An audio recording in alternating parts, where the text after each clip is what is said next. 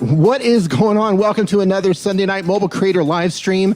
My name is Dee, and today I'm answering your mobile creator questions, your mobile YouTuber questions. If you have questions about how you can succeed on YouTube, how to grow your YouTube channel, you got questions about mobile apps, your favorite video editing apps, your favorite photo manipulation apps, your graphic apps, whatever you need to know about phones, I'm going to answer your questions today. And if you do have a question, head down to the description. I've got a link down there. Click on said link. It's going to open up a form. Drop your question in the form to guarantee that I see your question, because once the chat gets moving, I don't catch everything in the chat. So if you want me to 100% see your question and answer it live, go down there right now. It is first come, first serve. Leave your question in that form so I can see it.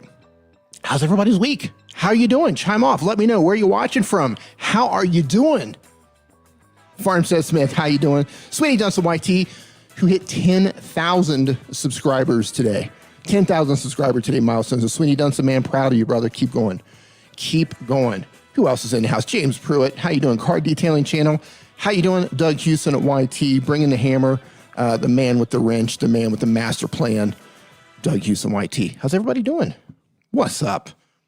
I had a really good week. I had a great week. I did a live stream with Daniel Battelle over on the STREAMYARD channel yesterday. So thank all of you who came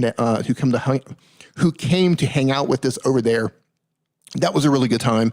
We are also going to do another live stream over on the TubeBuddy channel on the 30th, just a couple of days from now. And we're going to be talking about YouTube Shorts. We're going to be we're answering a lot of questions when it comes to YouTube Shorts. We're talking about some strategies that you can use.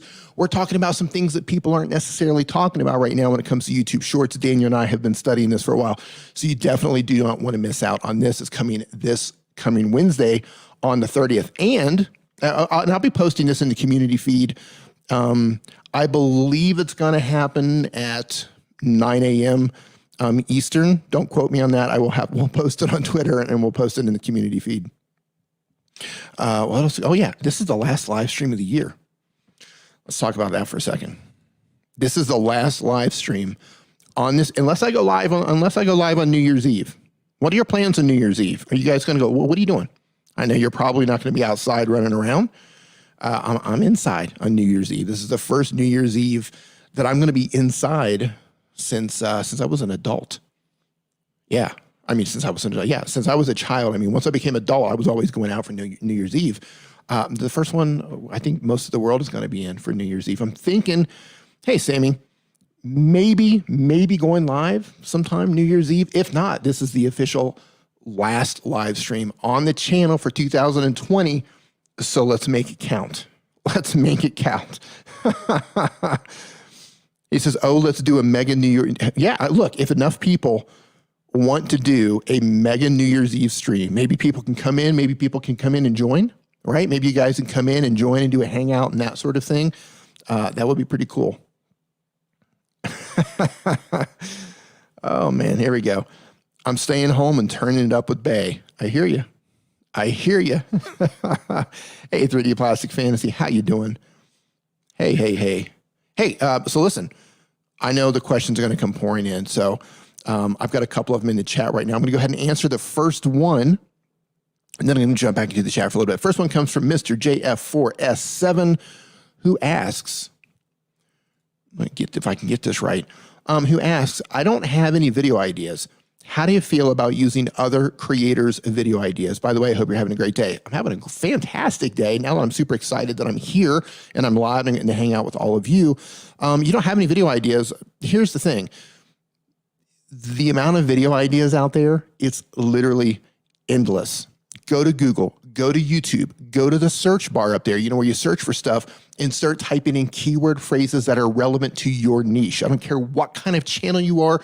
You can be a knitting channel. You can be a gaming channel. You can be a channel where it's just like, hey, just watch me hydrate. Hydration time. It could be a hydration channel. That channel needs to exist. If that channel doesn't exist, that channel needs to, it doesn't matter what type of content you make. Go there, start typing in some keyword phrases that are relevant to your niche.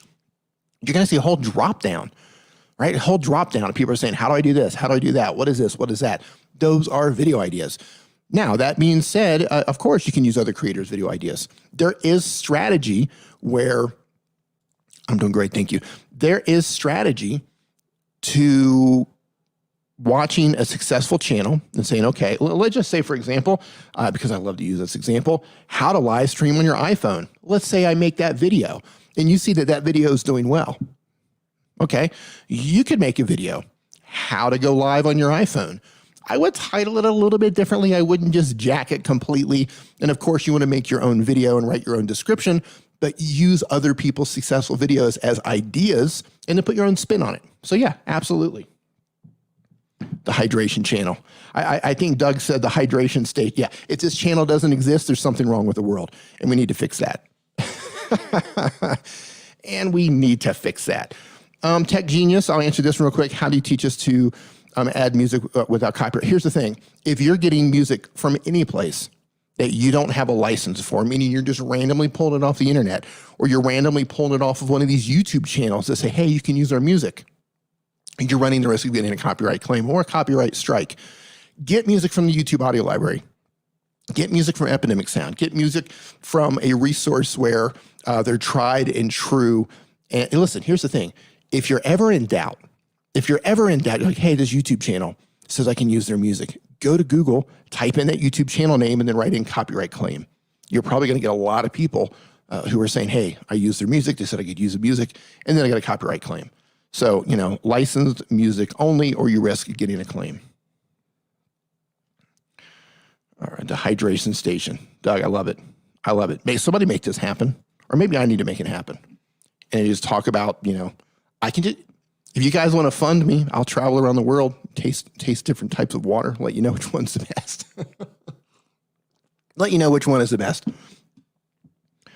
Oh, hey, nice to see you in here. 2 Quacks and 5 Clucks Farm. Thanks for the channel review yesterday. I'm glad we got to pull you up. You know, that was really fun doing that live stream with Daniel. I love doing streams with him. He brings such an interesting perspective to YouTube, and he looks at things in a way that a lot of other creators don't look at things. So yeah, I'm glad we were able to help you out. Hey, Andrew, how you doing, man? Okay, Andrew coming in with the official information. Okay, I was right, 9 a.m. The TubeBuddy stream will be Wednesday at 9 a.m. PST. Okay, I'm sorry. So it's not EST, so 9 a.m. EST. So if you're interested in YouTube Shorts, strategy, what it is, how do you do it, what you don't want to do, which is very important, then you want to tune in on the TubeBuddy channel this Wednesday at 9 a.m. PST. Daniel Battelle and I will be going live. We're going to be dropping all kinds of information during that stream. Thumbs up for D. That's what I'm talking about. All right, next question. Miami Tree asks the next question. Question is, I love your channel. Thanks for helping us. You're most welcome. I'm happy to help. My question is, how do I get people to my channel?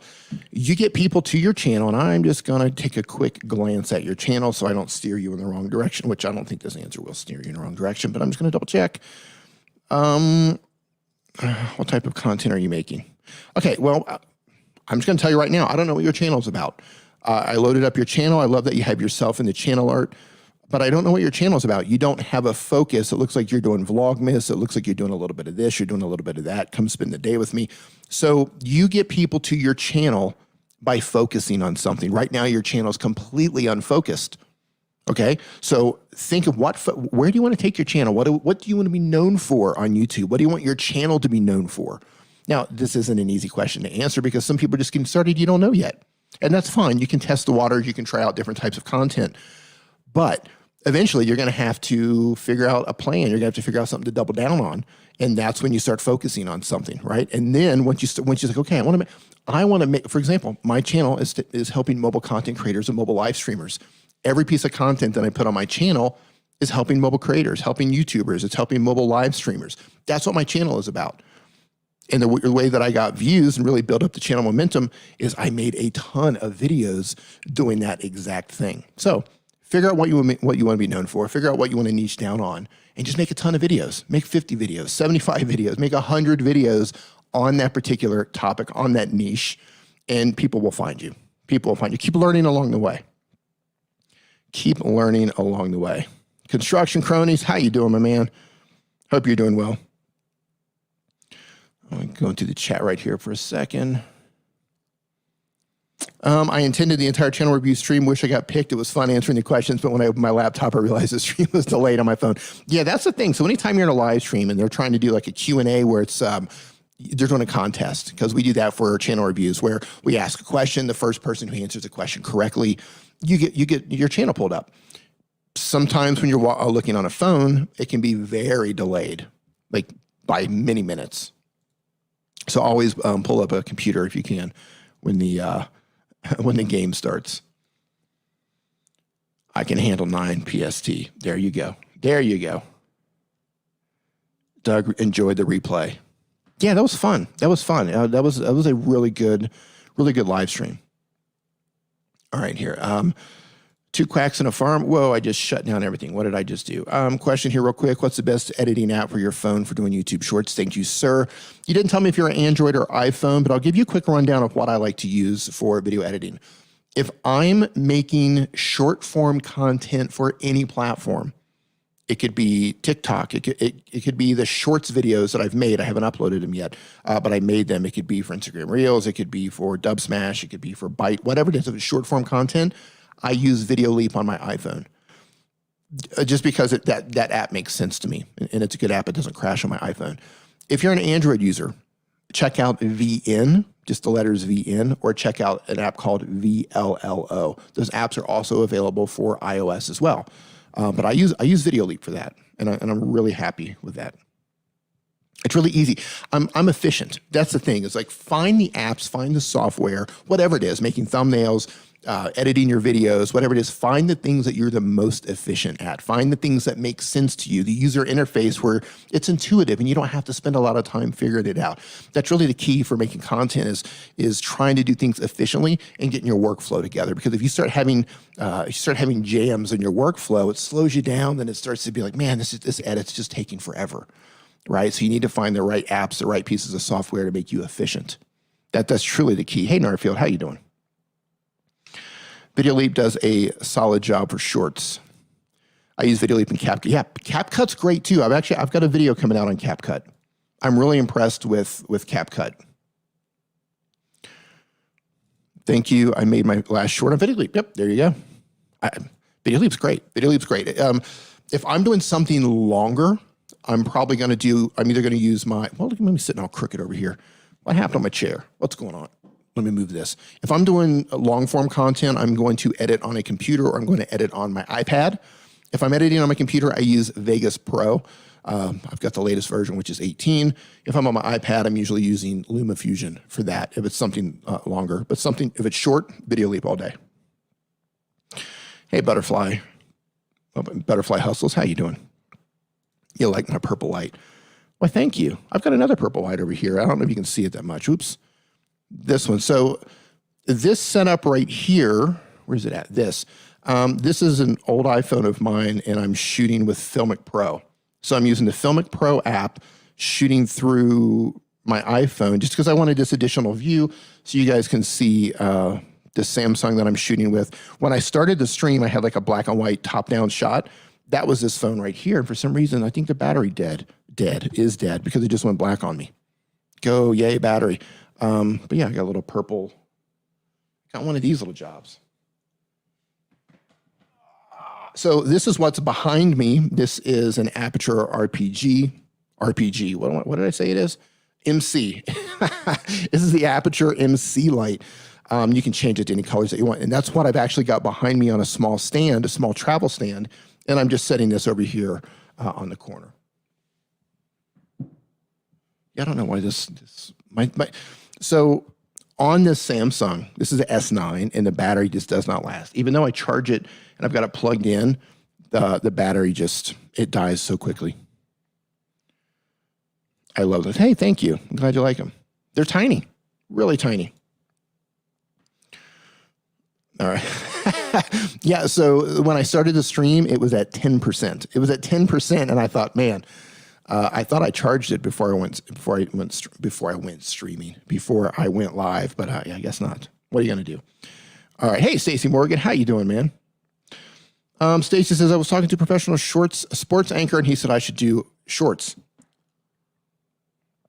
Then he offered me the exact proposition with his content. Should I?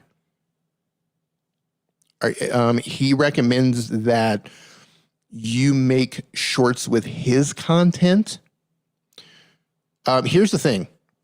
If you're using anyone else's content but your own on your channel, there's always a risk of them coming back and saying, take it down. Take it down. Here, they can file a copyright claim, copyright strike. They can send an official DMCA notice to YouTube and make them take it down. So yeah, that's your question. Yeah, I would say, hey, Scully's House of Thriller, what's going on? I would say tread carefully, because you don't own the content. If you want to hire a lawyer and you want to have something put in writing that you reserve the rights to use that content on YouTube, possibly, but you're going to probably spend an easy $2,000 getting that contract made up, maybe more. So I just don't know if it's worth it.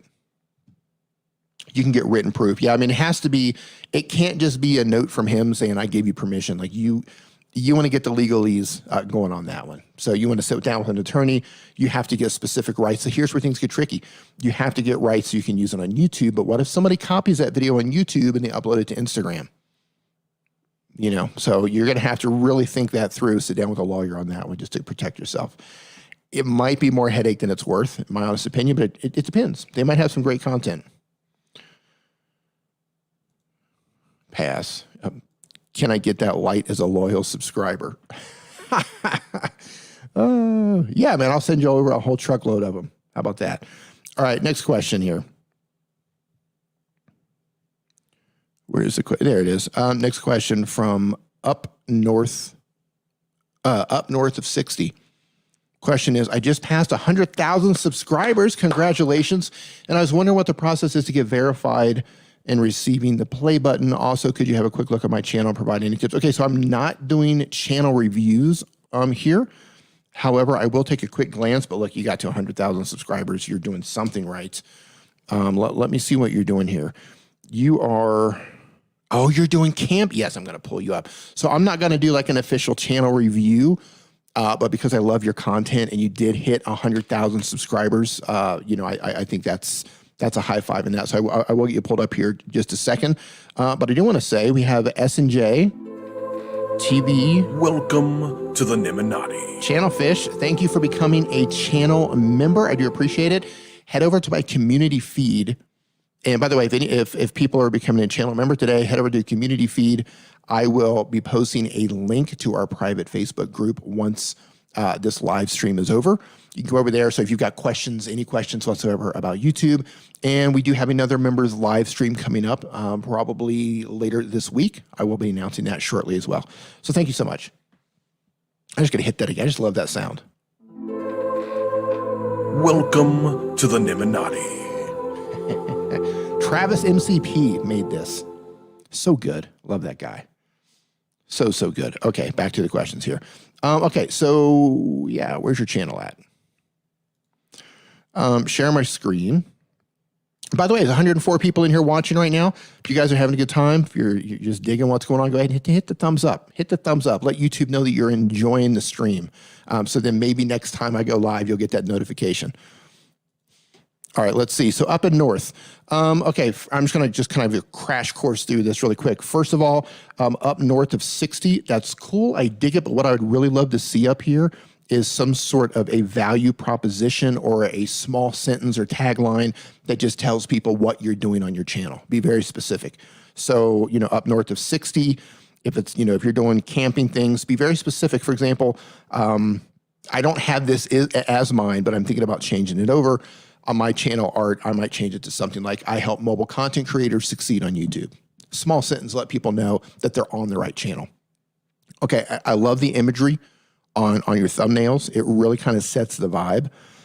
You're getting huge amounts of views, huge amounts of views. Okay, so clarity in your channel art. And I know you're doing this all on your iPhone, I believe you said, or your phone. Here's what you need to do. You need to optimize your homepage. Optimize your homepage, and you do that by going into the Creator Studio. Use the Chrome browser. Make sure this is sharing. Use the Chrome browser, put it in desktop mode, go into YouTube Studio. You're going to have to do a lot of pinching and zooming, and then you're going to have to go on the left-hand side. And by the way, I've got a video coming on this for mobile creators, how to set up your homepage. And then look for an option called Customize. And that's where you can build playlists and then put them on your homepage. And what you should do is go through and find some of your most popular content and build playlists around those content, around those videos, and then make sure that you order them in a way that makes sense. Make sure when you're creating a playlist, because you may or may not have playlists, right? So you don't have any playlist either. You have one. You have one playlist. So what you could do, you can have like one playlist just based on, food, what you eat when you're out camping, right? So it could be, my favorite recipes while camping, for example, for name of a playlist, and then take all of your food videos and stick them in that. So if you have something, your best camping gear, best gear for -30-degree camping or something like that, then build out an entire playlist on that. So once you build those playlists, then go in and customize it and put those playlists on your homepage. Now we're going to check another one here. By the way, I'm going to subscribe because I love this sort of content. Okay, another thing that you're doing right here, you're missing out on a lot of views. You need to pin a comment right here. And in order to pin your comment, all you have to do is write your own comment and come over here to these 3 little dots, click on that. Well, because this isn't my channel. 3 little dots and you'll have the option to pin a comment. Now, if you're wondering what to put there, let's look at my channel here and I'll show you what I'm doing on my channel. I'm just going to grab one randomly. Okay, you see what's happening right here? I've got a pinned comment. Now, the purpose of this video was to send people to Videoleap to download it. It was a sponsored video. However, you can use this to actually send people to one of your most popular videos. So let's say they're watching a video on your channel and it's about, the video is about, -25-degree camping. That's what they came there for, right? So then maybe the pinned comment can say, we camped in even colder weather, watch next. And then you link out to another video of yours that's popular where you camped when it was even colder. Or maybe you made a video about the gear that you use on that particular camping trip. And you can say, watch next, here's the gear we used on this trip. Link out to that video. Do this for go back, because you're getting a ton of, look, you're missing out on so many views right now. I hate to tell you the bad news about how many views that you're missing, because you're getting 80,000, 100,000 plus views. Go through all of your videos, every single video you have, make a pinned comment and link it out to a relevant video, right? You can also link it out to a playlist that you create as well, but you're missing out on that. You can get a lot of views to all of your other videos, and make sure you're putting links to your other videos in your description as well. One good tactic is when you're doing your end screen or your card or your description or your pinned comment in a particular video, link all of that to a single video, right? All of those places where people can click off, link all of that to a single video.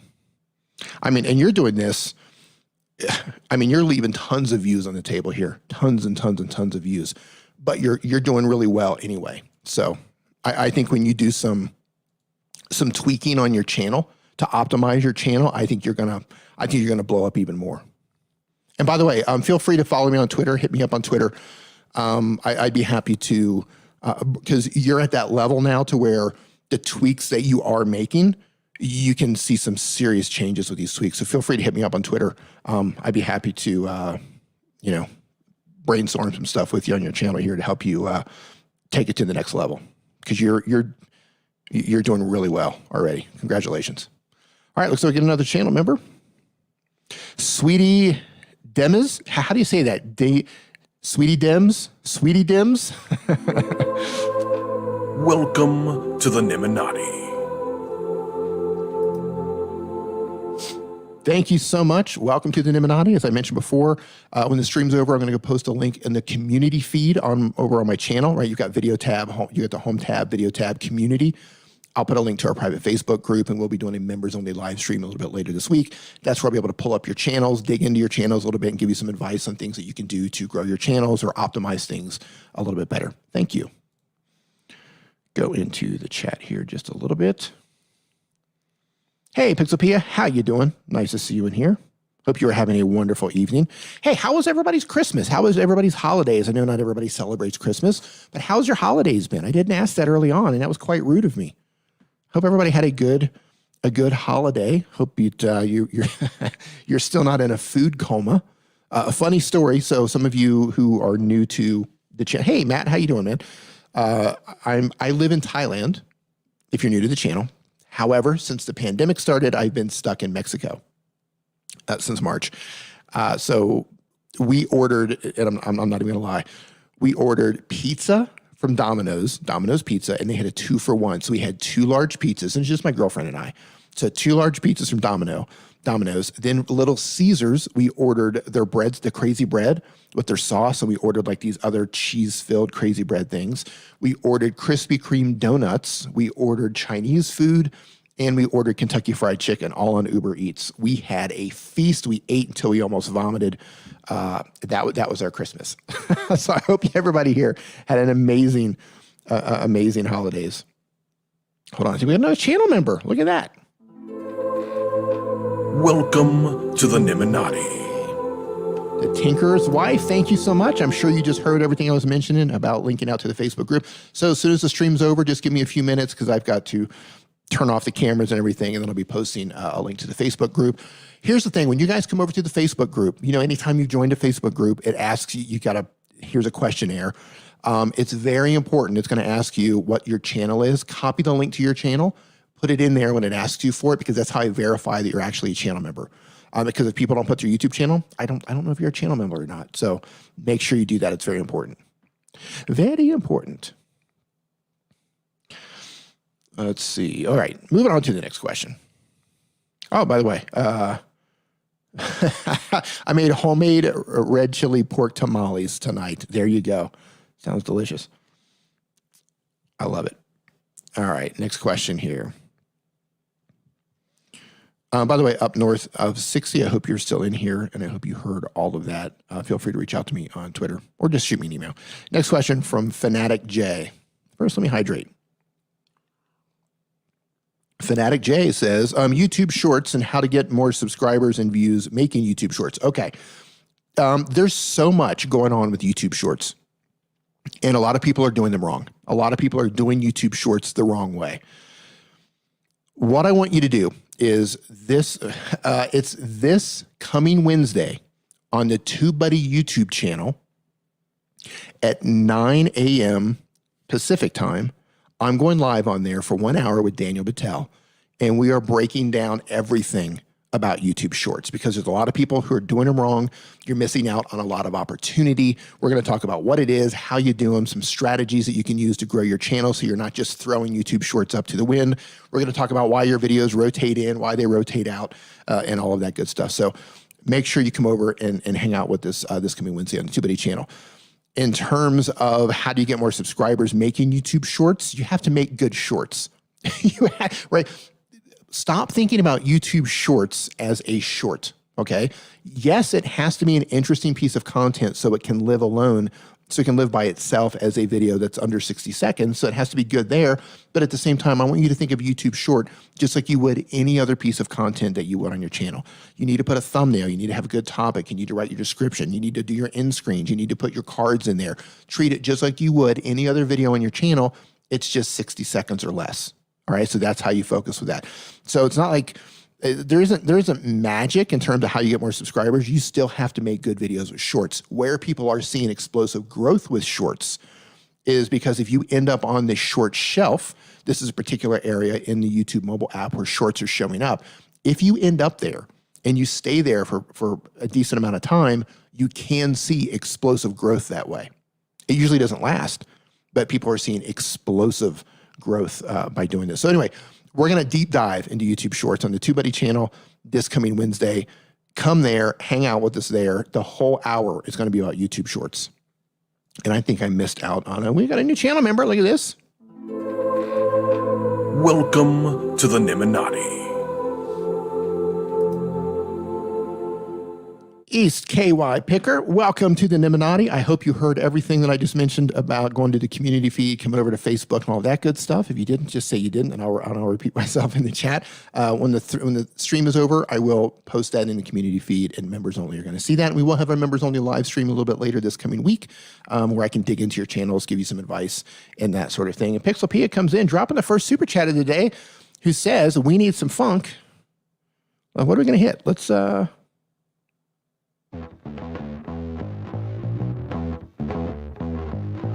Super Chat. Thank you, Pixelpia. For those of you who are new to my channel, by the way, if you are new, type in new to the chat. If you've never been here before, if you're a new subscriber who's just come on, type in new to the chat. I want to see how many people are new. And one thing that we like to do here on the stream is just to have a little bit of fun. When the super chats come in, I usually play some sort of funky music, different tracks and that sort of thing. So we like to have fun with it. Pixelpia, thank you so much. I hope you're doing well. I hope you had a great holidays. Here you go. Members live streams are fire. I love it. Thank you so much. Thank you, thank you, thank you. I appreciate it. Not new, but hashtag obsessed. Oh, look at that. Go through it. New. Welcome, welcome, welcome, welcome. Thanks for coming. Hey, Zane, how you doing? New. Welcome. Hey, Matt, how you doing? New to the chat. Hey, listen, for everybody who's new here, welcome. I hope you're a mobile content creator, because that's what my channel is all about. Head over to my videos, go through all of my videos and look for the ones that can help you out. I've got videos over there for Android, I've got videos for iPhone, and I got a ton of videos coming in 2021. I've been recording a ton of videos, updating everything because YouTube has changed everything. So you're about to get an avalanche, a tsunami, if you will, of new videos on the channel. And by the way, if you're not a mobile YouTuber, that's cool too. I can still help you with general YouTube questions because it doesn't matter if you have a phone or if you have a computer or what you're shooting with. YouTube is YouTube. I can help you there too. Hey, Loretto, how you doing, man? Nice to see you in here. And of course, Sweetie Dems. Hey, welcome. You're new and you became a channel member. Thank you. I appreciate that a lot. Stanley Orchard, how you doing? I saw a post that you might be coming to Mexico. Mexico. It's crazy down here, man. All right, let's see. Answering the next question in the chat. By the way, for those of you who are joining us, because a lot of people have just come in, I've got a link down in the description below. You might have to go under a couple, look through a couple of links down there where it says ask your question here. Click on that link. It's going to pop open a questionnaire, just like, what's your channel name? What's your question? Do you have an Android or iPhone? That sort of thing. And then it guarantees that I see your question. So if anybody has a question that you have to get answered today, that's how you guarantee that I see it. Because when I'm looking in the camera like this, I don't really see what's going on in the chat. And I just periodically look down at the chat to see what's going on. Hey, Steve McDonald's, how you doing, man? Hope you're doing well. You just you'll hit 19,000 subs by Tuesday and hit 1 million views, man. Dude, that's awesome. Congratulations. I love it. Love it, love it, love it. Oh, you've been a long time subscribers of yours. Okay. I hope you find my videos helpful. Thank you. I appreciate that. Listen, I appreciate all you guys, man, men and ladies alike, who have been watching my videos over the past 2 years. Man, it's humbling. It's humbling to get comments from all of you and seeing the views come in and you guys hanging out with me in my live streams and all that stuff. So yeah, thank you. Thank you. Thank you. Thank you. Thank you. All right. Hey, and greetings, Tech Clicks from Sri Lanka. How you doing? Hope you're doing well. Next question here comes from, all right, I already answered that one about shorts. Matt Trost, back again with another question. I went viral last week on TikTok. That's what I'm talking about. And this week, my account had become shadow banned. It's not true. Shadow ban doesn't exist on TikTok. I had no community guideline violations, and I'm not sure what happened. Algorithm changes possibly happened, or you're just making content that's just not connecting for whatever reason. Is there anything you'd recommend to restore my account on the For You page? Okay, here's how things are working over on TikTok. And if you guys are in, hey, Jade Star, thank you so much. Natalie Allison, welcome. Austin, I'm old. How many people are uploading content to TikTok? If you're uploading content to TikTok, say yes. If you're not uploading to TikTok, just say no. I'm curious. I want to get a good gauge of all the people in here of how many people are uploading to TikTok right now. Gina loves the funk. We love you, D, and your funk. I want to get that tattooed on my arm right there. We love the funk. In funk we trust. Oh, I love it.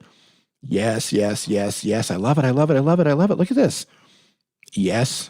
Steve, you definitely need to be over there. The Tinker's Wife. Yes, I'm new to it. Okay. Yes. Yes. Started TikTok this week. No. Okay, listen. So to answer your question about being shadow banned, you're not being shadow banned unless you're uploading something obscene over there. If you're doing something obscene, and even then, you're probably gonna get your videos just taken down. People love to talk about I'm shadow banned because I'm not getting discovered. They like to talk about that on Instagram. They talk about it on TikTok. They even talk about it on YouTube. That doesn't exist unless you are making questionable content. If you're making questionable content, yeah, they could pull back the reins a little bit. But here's what's happening. you've just uploaded content that's not connecting. There could be an algorithm shift. Okay. It could be the time of day that you're uploading could be different. Now, the thing with TikTok and the thing with all these other platforms is just because you uploaded it and it's not getting traction right away, that doesn't mean it won't get traction tomorrow or a week from now or a month from now or 2 months from now. That happens across, TikTok, and it also happens across YouTube, to where a video that's not doing too well can just pick up and just be off and running. But you're not being shadow banned. If you're not ending up on the For You page, and for those of you who don't know what the For You page is, hey, Shelly, how you doing? And by the way, this person right here, I'm sitting here talking about TikTok. This is a person right here who taught me everything about TikTok. So if you guys, you need to follow Shelly Saves the Day right here. She taught me everything I know about TikTok. But you're not getting shadow banned over there. If you're not ending up on the For You page, you've just, it's like YouTube. Sometimes you make content and it really connects with people. Like with YouTube, sometimes you have the right topic, the right timing, the right thumbnail, the right pacing with your video, the right hook, and it works. And your video is just off and running. Same thing with TikTok, it could be the time that you upload. It could be your hook. It could be how you've edited the video. It could be lots of factors that can hurt or help your video. So just keep uploading, keep uploading, keep uploading. Don't worry about it. Just move on to the next piece of content. You're not getting shadow banned over there because the type of content you're making, it's not questionable. It's not obscene. You're not harming anyone. So you're just not connecting with your audience. So go back and dig into your analytics, find the best times to upload at those times, and just keep uploading content. Just keep going. Hey everyone, on mobile, it's harder to tag you all. Yes, you would think that YouTube would fix that. I've been told to upload 3 to 5 times a day. I mean, here's the thing. I haven't uploaded a ton over there. I've uploaded a handful, but I've studied it. I have studied it and studied it and studied it. I've seen people who upload once a week or once every other week that are just crushing it over there. And I see channels who are uploading every single day and they're crushing it over there. I think if you can connect with an audience over there, you don't have to do that 1 to 3 or the 3 to 5 times a day. I think that's kind of overkill. I mean, you could definitely do daily if you can crank that out, but 3 to 5 times a day, that's a grind and it doesn't guarantee your success. I would focus on this. I would focus on, instead of just saying, okay, I'm going to upload 3 to 5 pieces of content a day because that's what people say I need to do, I would focus on uploading less, but focusing on, editing your video, focus on making some banger TikToks. One video that hits really well is much better than 3 to 5 videos that really don't do anything. So I would focus on, look at the videos that are working. Look at the pacing of the edits. Look at how they put things together, right? Study that stuff. And then try to come up with a single video that hits really well. Learn when to upload, learn the type of videos to make. And then you can, increase your upload frequency at that point. Hey, Pete Johns, how you doing, man? Nice to see you in here. Yes, you can I guess you're talking about TikTok. Yes, they have something called the Creator Fund. As far as I know, the Creator Fund is for the United States. I don't know if it's for Canadians yet. If you're in Canada and you're monetized on TikTok, let me know in the chat. So I'm American. I'm in Mexico, and I should be in the Creator Fund, but I'm not in the Creator Fund. They haven't added me yet because of my location. All right. Hi, Pete. There you go. All right, next question here. The next question is East KY Picker, who says, I would like to join your subscription for you and review my channel and see what I need to approve. Okay, you did join the Illuminati. Thank you. Let me hydrate for a second. And what I do is I pull up channels during our members only live streams. However, I will just take a quick look at your channel really quick and see if I can give you just like one thing to work on until we have our members live stream. Okay. So I'm going to pull it open. First impressions, give you one thing that you can improve on. So we do have our members live stream. If you want me to pull it back up then and look at it, then we'll find another thing for you to work on. Okay. East KY Picker, eBay sales and picking videos. eBay sales and picking videos. Okay, for someone, and I'm just giving you first impressions here, for someone who doesn't understand your niche that well, does the word picking, is that a word that's popular in your niche? Is this a word that people are using? I understand eBay sales, but I don't know if picking is the right word or not because I'm not I'm not familiar with your type of content. So make sure that the words that you're using are words that people who are doing what you're doing or who want to learn how to do what you do are using. But that's not the tip, by the way. I love that you've got yourself in the channel art. Let me see here. See how many videos you have. Okay, so you've got a lot of videos. Let me see if you've got any playlist. Okay, so just like when we pulled up the other channel, the one that had 120,000 subscribers, you don't have any playlists and your homepage is not optimized. Now, I don't know if you're doing all this on your phone or not. We can get into this on the members only live stream because showing you how to optimize things right now would take a while, but I'm happy to do that during the members only live stream because we don't really have a time limit on that. So here's what I have for you right now. You don't have playlists. So what I would like for you to do is build out playlists. Now I'm gonna go through and just look at your videos really quick to see what's going on. Me and my very first live chat, questions, eBay, check out the, hit subscribe for a chance. Okay, here's a second tip. In addition to creating playlists, you don't have to do videos like this. Like hit the subscribe button. Thanks for your support. Let's see. Finally got my 100 subs. Okay, so these are not videos. You know what? Let's forget the playlist for a second. We can tackle that in the live stream. Here's something I want you to do. Because you're telling people that you're about eBay sales, okay?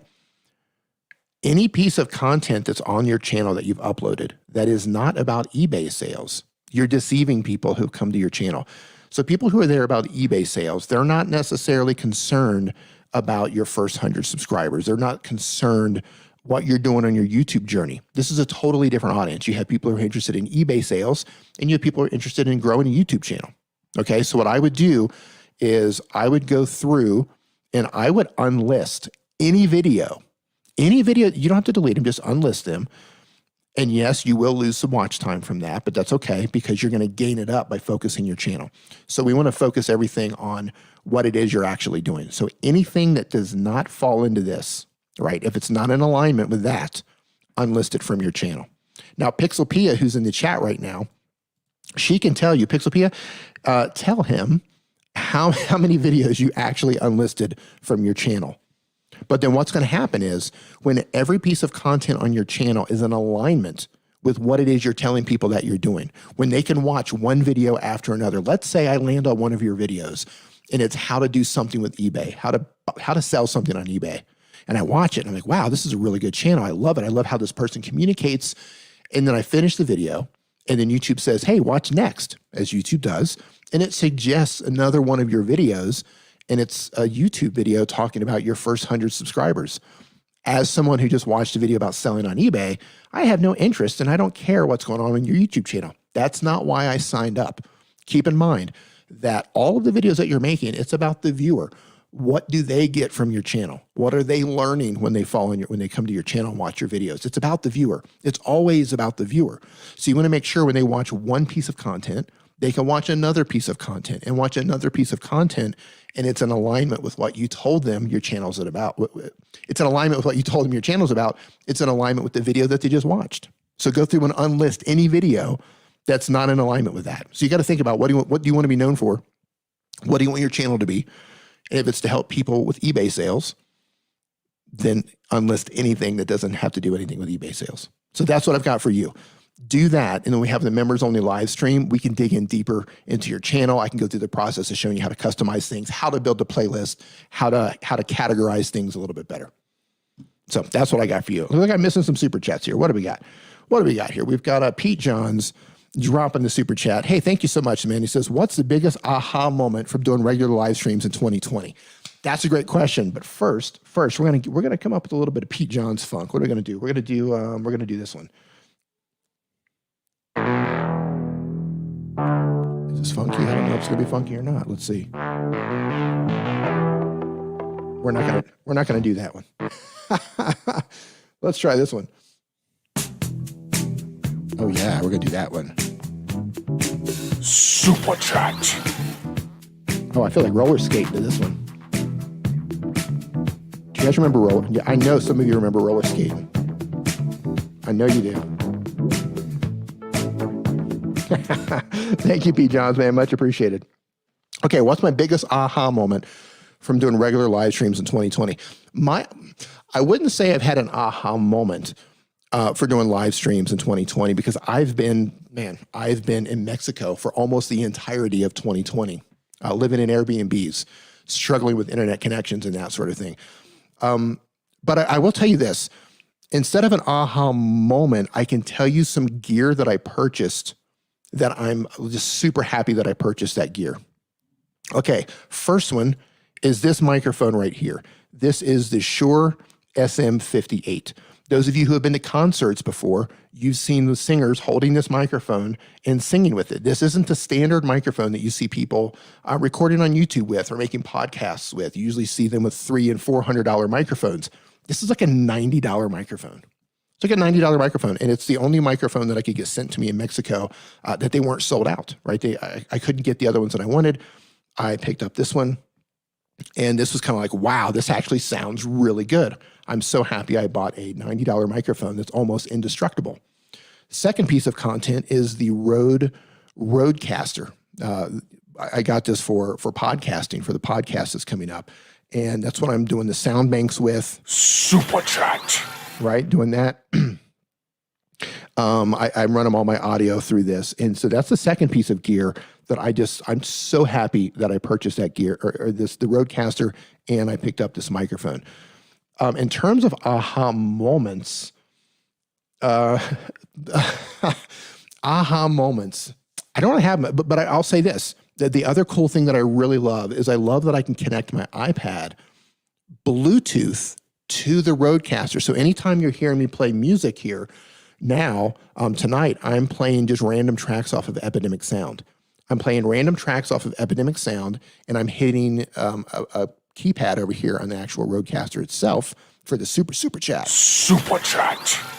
While playing music at Epidemic Sound, and it's sending the music Bluetooth. So this setup, which is a mixture of pro level gear, iPads, mobile stuff. You know, I've got my Filmic Pro app that I'm using right here as a webcam as well, so you can see some of the other gear that I've got right here. So not really an aha moment, but just expanding my knowledge on gear, because I have been stuck and I had to create a whole new setup. I've had to create a setup based on lights that I can travel with. Almost, with the exception of like one of my lights, they're all tiny little travel lights. So I've had to figure out how can I make things look good and still travel with it. So that's really my aha moment, is just that I can get quality gear that's a mixture of mobile and pro level gear and still be able to travel with it and maintain a set that still looks good. So that's my main takeaway from 2020 and live streaming. You can't stop me. That's what I'm trying to say. Hey, Fat Squatch Games, how you doing, man? Let me, I think I missed a super chat. Where did it go? All right, I can't show it on the screen right now, but he dropped a super chat that says, I've been really focused on channel activity and engagement. I'm at almost 2,000 subscribers, and I would love some ideas on what to do to build engagement from this point. All right, let me drop some music for you here. Super chat.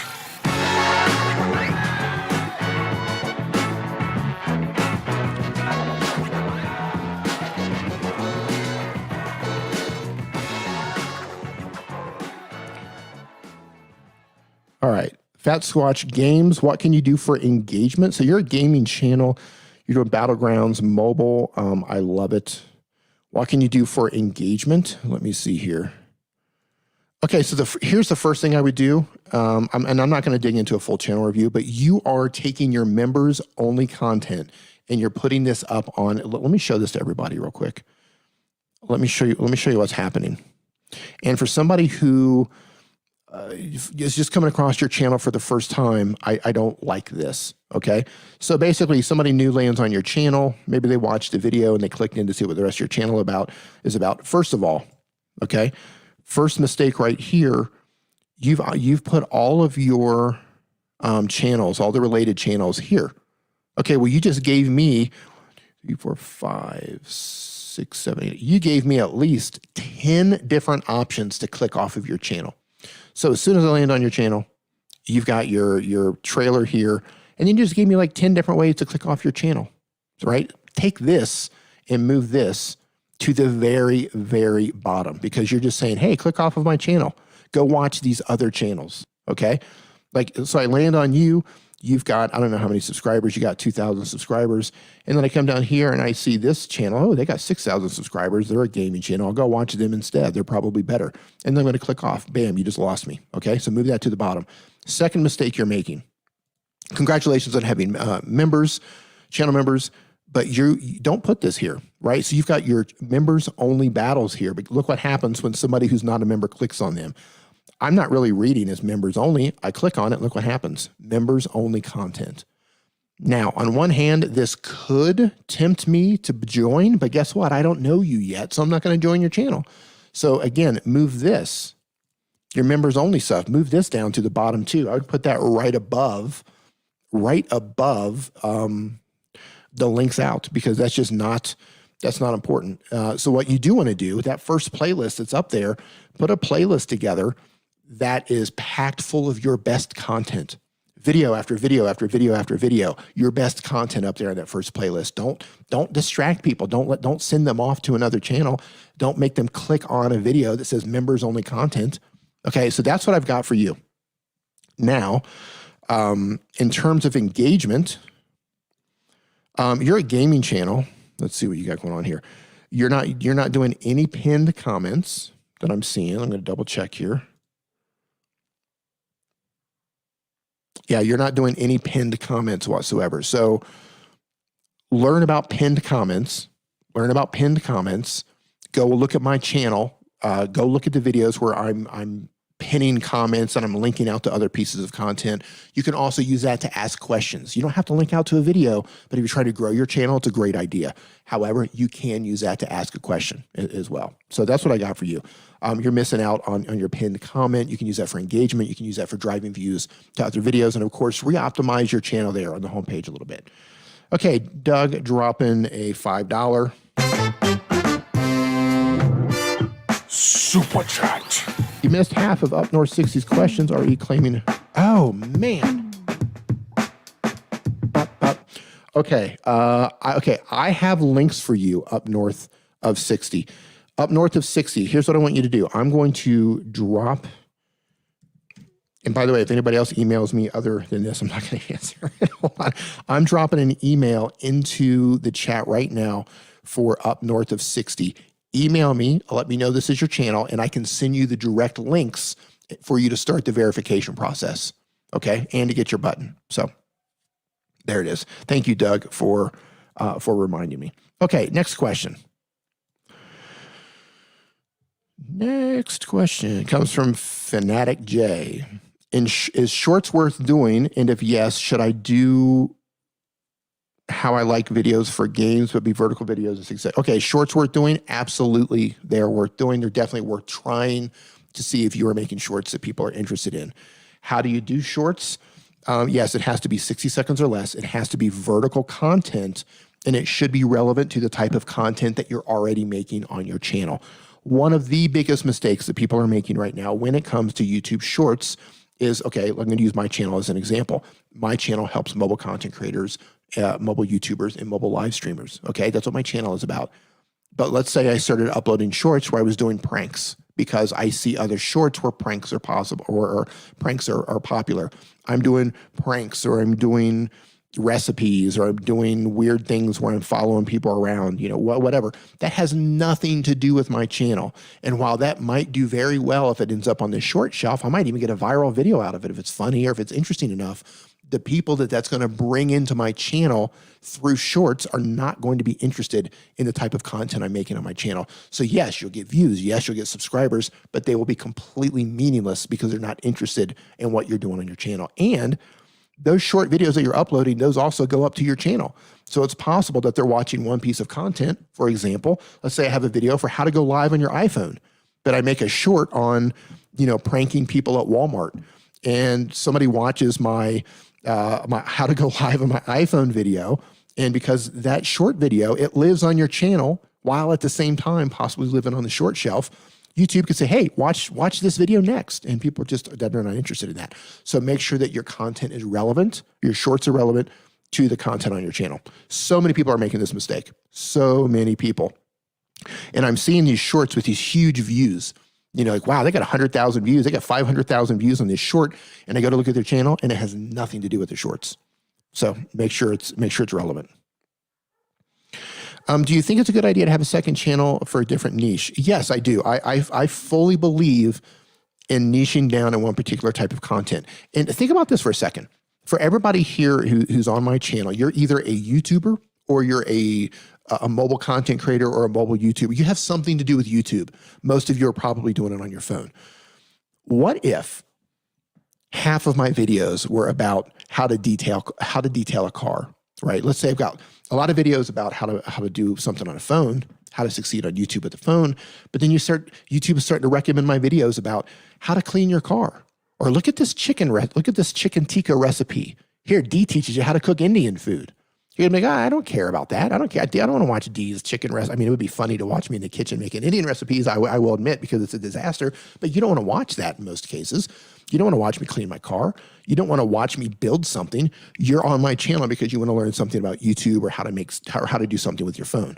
Okay, so if you have an additional hobby, additional passion, yeah, create a second channel for that. Niche down on something, right? If you have your main channel where it's like, hey, I want to make money on YouTube. I want to be a professional YouTuber. Show of hands, how many people in the chat right now want to be full-time YouTubers? Means that you can make a living and support yourself, support your family. You set your own hours. You can do this, be full-time YouTuber. If you want to be a full-time YouTuber, say yes in the chat right now. Say yes. And in the meantime, I've got Spilling Tea with JB dropping a $4.99 super chat. Thank you so much. A little music for you. Super chat. Thank you so much. It says, hey, Jay hit 12,000 recently. Right on. Are you still looking over channels? Happy holidays. I can pull you up. Here's the thing. I don't want to get into a channel review live stream. But yeah, I mean, this is the last stream of the month, so I'll pull you up. I'll pull you up and just do like a quick first impression. See if I can find one or two things to improve on. Paul Pegg Drywall Tube, how you doing, sir? I hope you and your family are doing well. Yes, but Paul already is a full-time YouTuber, I believe. Right here, I've just taken the plunge. In fact, congratulations. Okay, so before I pull up your channel, and I got to find your channel here, Spilling Tea with JB. Give me just a second here because I have to pull you up. For everybody who's saying yes right now, and to the last question that we just had up here about should you separate, create a second channel, if you want to be a full-time YouTuber, you're going to get there faster if you niche down. Now, I know you've seen channels out there that they're a hodgepodge of content. Those do exist, but those are in the minority, and a lot of them were started a long time ago when that type of content was easily, you could surface that easier. YouTube has changed. So these huge channels that you see now with millions of subscribers and they're just doing whatever they want to do, they got in at a time where that you could still get away with that. YouTube has changed. And I'm not going to say you can't do that. You just have to understand that you're going to, in most cases, it's going to be a lot slower to get to where you want to go if you're not niche down. So you can do whatever you want to do on your channel, but you're going to get there faster if you focus. And there's a lot of people want to be full-time YouTubers. Hey, Nova Ants, and here's the thing. You guys can definitely be full-time YouTubers. It takes time. It takes strategy. And I recommend don't look at YouTube ads as your main source of income, okay? Because you could have an oopsie with YouTube. You could be demonetized on YouTube because there's an AI mistake. Look at different ways to monetize your channel. Okay, ads are great, especially if you're getting a lot of views or you're making particular types of content. You might make good money with ad revenue. I know some channels that are making $20, $30, $40, $50,000 a month with YouTube ads, but they're getting an insane amount of views and they have a very particular type of content. So YouTube ads, of course, look into selling merch. Merch doesn't sell that well, but it's a little bit of money. Once your channel gets big enough, look into getting sponsored videos, look into sponsored live streams, you can sponsor your entire channel. For example, all of my live streams are sponsored by TubeBuddy. And by the way, if you guys are new to TubeBuddy or new to YouTube and you're trying to figure out what tools to use, TubeBuddy is a great tool for that. I got links to them down in the description below. And this live stream is also sponsored by StreamYard. StreamYard is what I'm using to live stream right now. It works on a phone and it works on a computer. And this is how I'm putting comments up on the screen right now. I'm doing this using StreamYard, and I've got links to them down in the description below as well. You know, you will get to a certain size with your channel, and you don't have to be huge. You know, I know some people who are getting sponsored deals with a low amount of subscribers. You know, it's all about how engaged your audience is. And that's really what it comes down to. Don't think so much channel size. Think about how engaged is my audience. And companies will pay you. They will pay you to represent them and to bring awareness to their brand. Yeah, so all you guys who want to do it, you can definitely do it. You just have to be strategic about it. Okay, spilling tea with JB. Let me give you a look real quick. Hold on. Spilling tea with JB. Let me see if I can, oh, boom, there you are. All right, let me pull you up really quick. Let me see, spilling tea with JB. All right, the best reactions, positivity, love, and light. Okay, and again, these are first impressions here. First impressions, I was expecting some sort of a tea channel. Straight up, man. I was thinking spilling tea with JB, right? I was thinking tea. So yeah, you took me off guard there. The best reactions. I would add a little bit of clarity here. The best reactions to what? Are you reacting to specific types of content? Are you reacting to viral videos? Are you reacting to TikTok content? Are you reacting to fail video? Like what, to movies? What exactly are you reacting to? I would add a little bit of clarity to that. Let's see here. I'm just going to do a quick look in your videos here. Angelina Jordan, Bohemian Rhapsody. Wow, you're getting some views. Okay. Reaction. Okay, so here's one thing that I would do, and I don't know how you're making your thumbnails, but your thumbnails are working because you're getting views, but I do think you could level up a little bit when it comes to your thumbnails. It's cool that you're putting whatever you're reacting to in there. I dig that, but what I would like to see you do is make yourself bigger. Make yourself larger in the picture and try to get even more emotion into the image itself. Look, I know so many people, and my thumbnails are my advice to you, because I think this is going to be a big difference between, you know, how you, what is it? Sniper Wolf, is that her name? Yep, there it is. So look, people doing like reaction channels, right? Everybody knows the YouTube, you know, the YouTube look, right? Like this, the YouTube look. You got the faces, but look at how, right? Like she's up there, she's in your face, right? She's up there, she's totally in your face. Face is right up there, it's clear. You see what she's doing? You see what's going on here? So my advice to you, and my advice to everybody who's making any sort of content, they're like, yeah, my thumbnails just aren't working out. Study the most successful channels on YouTube. Look at their thumbnails, look at how they're doing them, look at their color choices, look at their fonts, look at how they're doing their face reactions. It works. There is data out there where they've studied thumbnails. Like, because you see all the top channels on YouTube, they've all got that stupid YouTube look, right? All that stuff, and you know, it works. They've actually run tests on that, and it works. Those sorts of like open mouths, big eyes, those sorts of things, it works. People click on that sort of thing.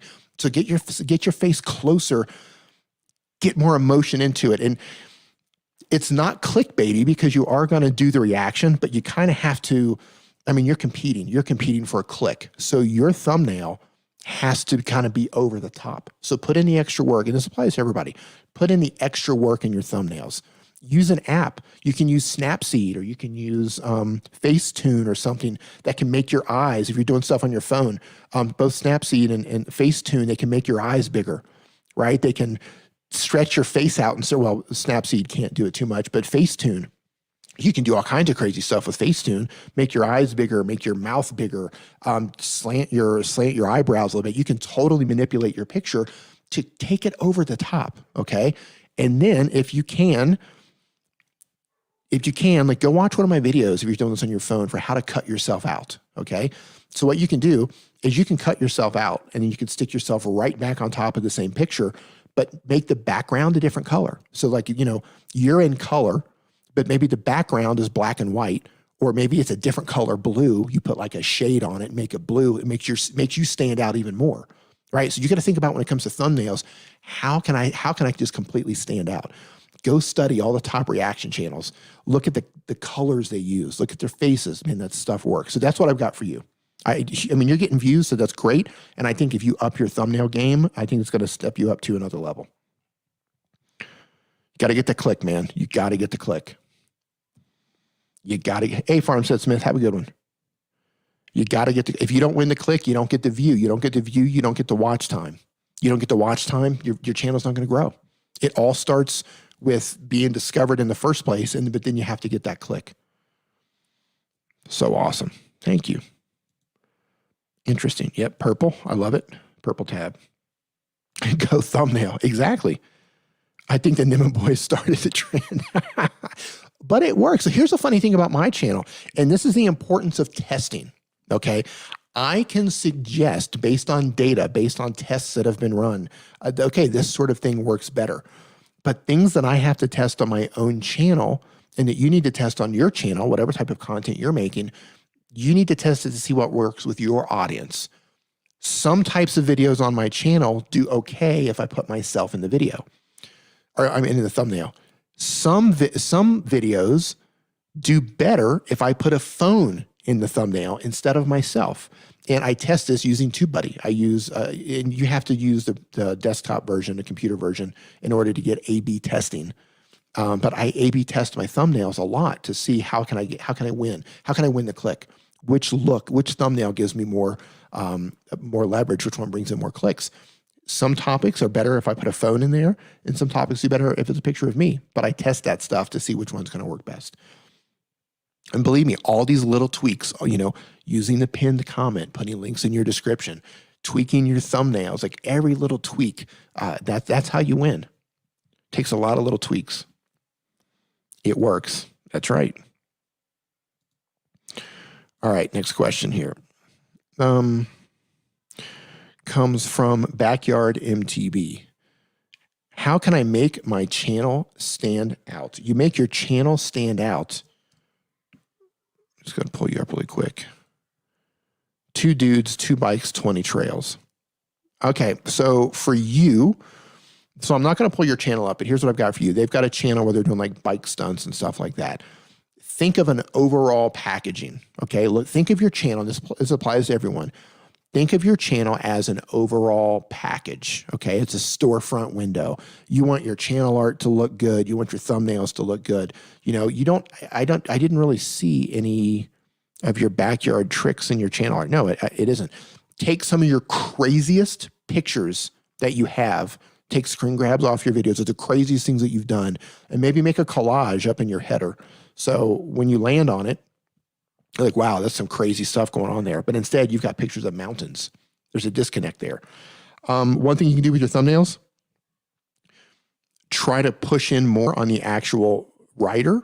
And I've got a video on how to make your thumbnails pop, how to make them look more vibrant using a free app called Snapseed. Go to my channel. Is he streaming in 24p? I find that cool. Who, me? I don't know. I don't know what StreamYard puts it up in. Like, this should be 24p, but I don't know once it goes through StreamYard up to YouTube. I don't know if it stays that way or not.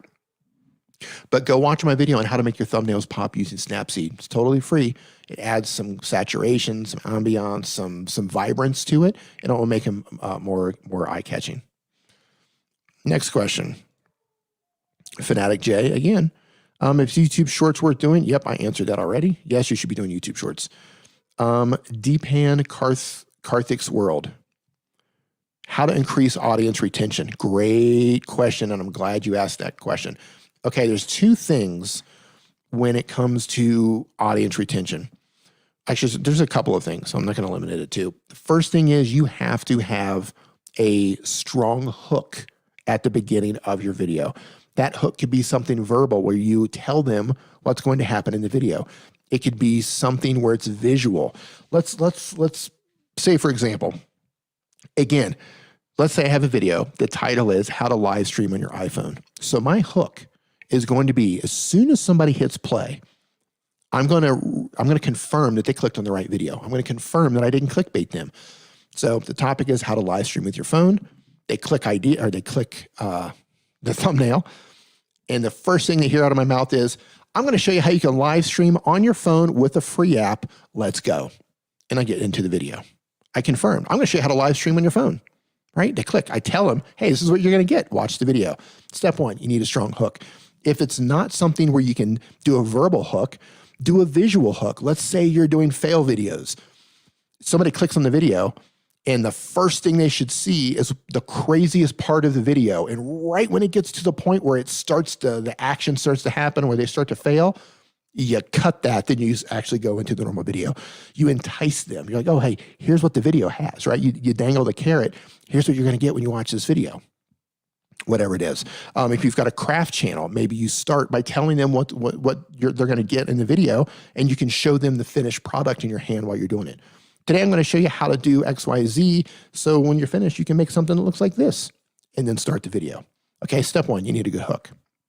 Step two, you have to have the pacing of your video at a good pace that your audience doesn't lose interest. Do a lot of edits, right? If it's just a single shot, that works in some situations, but it doesn't work for all situations. So you're going to have to test it for your audience. But you can edit the video and just do like a 20% push in or a 20% push out, or you can put B-roll on top of it. So let's say if I'm talking about camping, right? Today I'm going to show you my top 3 sleeping bags for cold weather camping, right? And then I start talking about the first sleeping bag is XYZ. And while I'm talking about the sleeping bag, my voice is speaking, but maybe I'm showing some video of the sleeping bag itself. I'm unrolling the sleeping bag. I'm putting it in the tent, right? You want to put all these breaks inside of your video to hold people's attention, right? So think about editing, okay?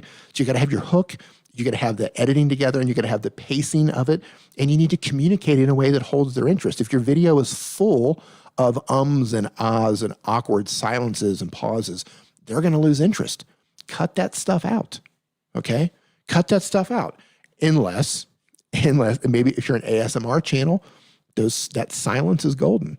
If you're camping and you're doing something and they want to hear the crackling sound of the fire that you're making, they want to hear maybe the sound of the rain. Okay, they want to hear that stuff. So there are certain types of content where those spaces are okay, but generally speaking, especially if you're doing talking head content like this, you want to cut that stuff out and keep the pacing fast. What's a hook for vloggers? A hook for vloggers, just tell people what they're going to get. Tell people what they're going to get. Or you could take, like, let's say, okay, first and foremost, I want to say something about vlogging. How many people in here are vloggers? Because when it comes to vlogging, you need to think about why someone would watch your video. So when you're doing vlogs, you need to have a reason for someone to watch your vlogs. Okay, let's just say theoretically you have a video of, I'm going to pick up my kids at school. Why would I want to watch that? Right? Why would I want to watch you go pick up your kids from school unless something incredible happened during the process? Okay? Hey, I'm going shopping. Come with me while I go shopping. Most people they don't care. Like, they don't know you yet. They don't really care. I mean, your core community will come along with you, but until people get to know you, nobody cares. I don't care if you want to pick up your kids from school. I don't care if you're going to the DMV. I don't care about any of this stuff. So what you have to do as a vlogger, and this applies to everyone who's vlogging in here, I want you to go to YouTube when this stream is over and type in how to tell a story, okay? When it comes to vlogging, the key is storytelling. You have to learn how to tell a story. And by tell a story, I don't mean once upon a time. I mean, you have to learn how to structure your video in a way to where the video starts, you are telling them visually or verbally what's going to happen in the video, what's coming up, and then you kind of go through some sort of a struggle, why you can't do this or why it's difficult, and then you figure it out at the end, right? It's like this process, right? It's this whole arc that happens, and you want to take them along in that journey. So you have to learn how to tell a story as a vlogger. So the first thing I recommend, instead of thinking about YouTube algorithm, instead of thinking about how do I get noticed on YouTube, if you're a vlogger and you're not growing, focus 100% on learning how to tell a story. Download audiobooks, go buy books from Amazon, storytelling books, people who can tell you how to, there's a great channel. Let me see. Give me 1 second here. This guy is a phenomenal storyteller. Let me make sure I've got the right channel for him because he's got a ton of videos. Nope, I'm not looking at video. Okay, I can't find his. Is it this one? Hey, give me 1 second. I'm looking for something here on YouTube. Okay, so I'm going to drop a link in the chat right now. If you're a vlogger, I want you to learn how to tell stories. This guy's a vlogger too. By the way, he owns Patreon. So those of you who have heard of the service Patreon, he's the owner of Patreon. He's also a phenomenal YouTuber. He's a phenomenal musician, but he's an excellent, excellent storyteller. Now, he doesn't teach you how to tell a story, but I want you to go watch his videos. He vlogs and he takes you through a process. Watch his editing. Look at the pacing. Look at how he takes you through a journey with him, okay? And this is what makes a good vlogger. You got to learn how to tell a story. You got to learn how to take people along on your journey. So that's what I've got for all the vloggers. In terms of, what's the hook for a vlogger? The hook is doing something at the beginning that's going to hold their interest and then immediately taking them on the journey. So you have to let them know what journey they're going on, and then you take them on the journey. Learning how to tell a story is an art within itself. And I'm gonna that's good enough. Go watch Jack Conte's videos. Look at the ones where he's some of them he's just on stage talking because this is his extras clip where he just puts different sorts of content. He's got a video called like Getting Over Perfectionism, for example, where he's just sitting down and he is just talking about getting over perfectionism. And look at the pacing. Look at where he's editing. He cuts and he moves things differently. You gotta give people a reason to follow you along your vlog. So I don't care that you went shopping. I have zero interest in that. I don't care. Everybody goes shopping. I go shopping. However, what if something happened while you were shopping? What if, I confronted an anti-masker while shopping? I'm clicking on that, especially if you've got an interesting thumbnail. By the way, I'm not implying that you should go cause drama. I'm just using that as an example, right? If something happened while you were shopping, then you need to title it that way, and your thumbnail should represent that way.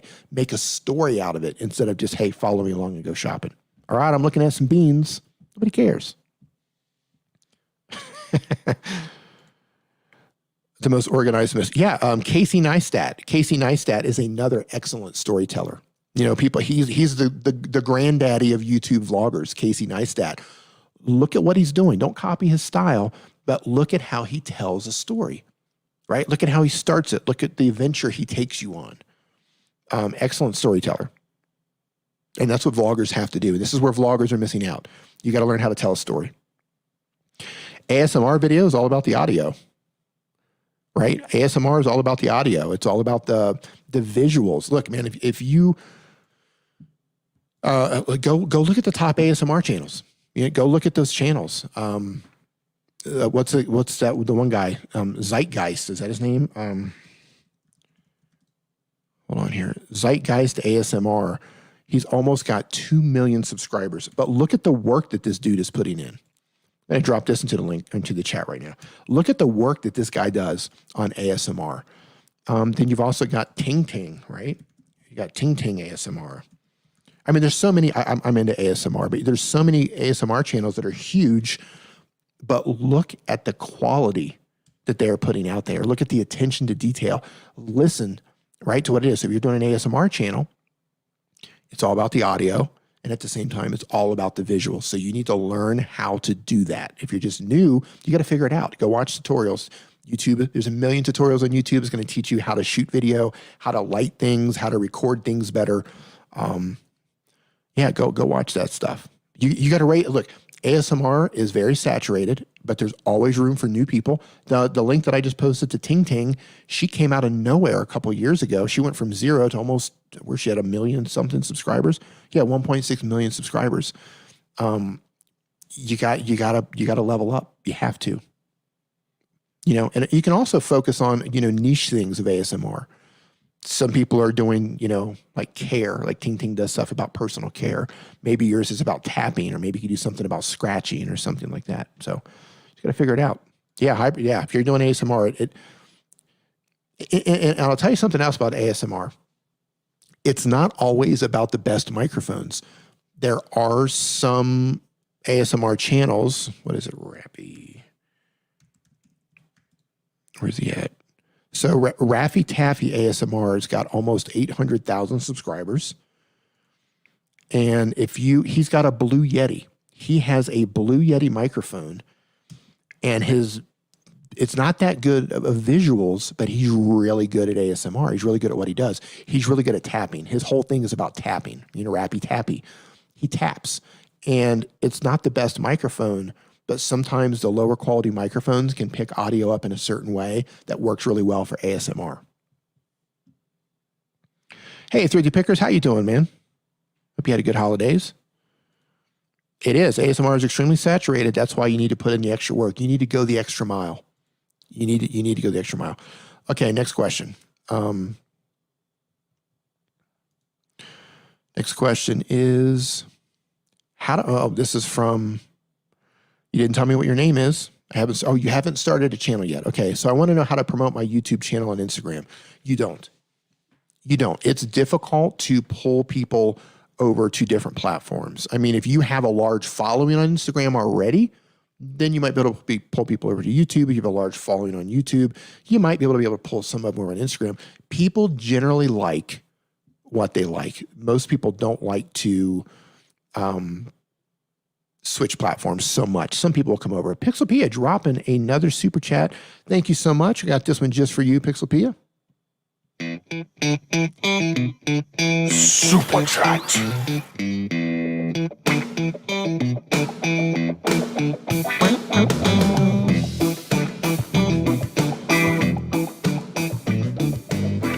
Thank you so much. You have to get on with your editing. Thanks for a great stream as always. And let's get funky. Thank you so much. I appreciate it. Have a great night. I'll see you in the members live stream a little bit later this week. All right, Real Gold Digger in the house. There he is. What can I use to make my voice sound more rich? Better microphone and processing. I don't know what your budget is. Like, you gotta tell me what your budget is. So if you're doing stuff for free, you can download something like Voice Meter Banana. It works on your PC. I don't know if it works on a Mac or not. I've never tried. But you can set up EQ in there. But microphone, right? You need a good microphone, and you need some EQ, some compression, and that'll make it sound rich. Your favorite. I know it's your favorite. That's why I played it. I was saving that one for you.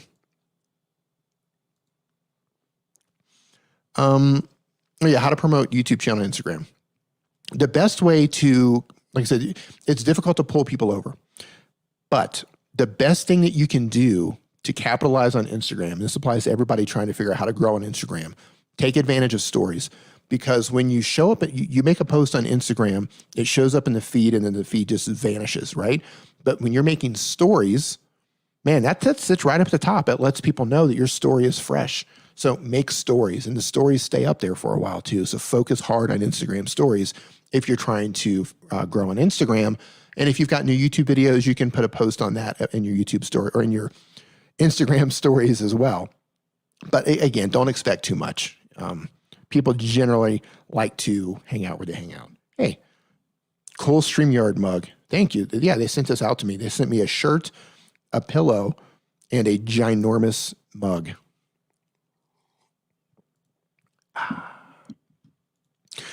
Question. I want to help people like what you do, but I want to help people realize their worth. Any suggestions would help you out. Okay. So you want to be some sort of an educator on YouTube? Listen, it's very rewarding. It's very rewarding in terms of just, it feels good helping people, especially when you're helping people achieve their dreams, right? People want to be YouTubers. People want to do X, Y, Z, and you can help them do that. It feels so good.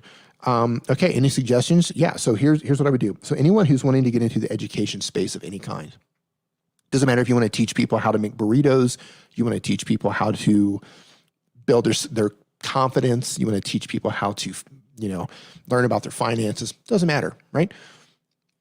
Start from the very beginning and think that you're teaching the most basic beginner, right? Like, okay, let's say you're talking about finances. You want to make, here's my channel. I want to talk about finances. I want to teach people how to be smarter with their money.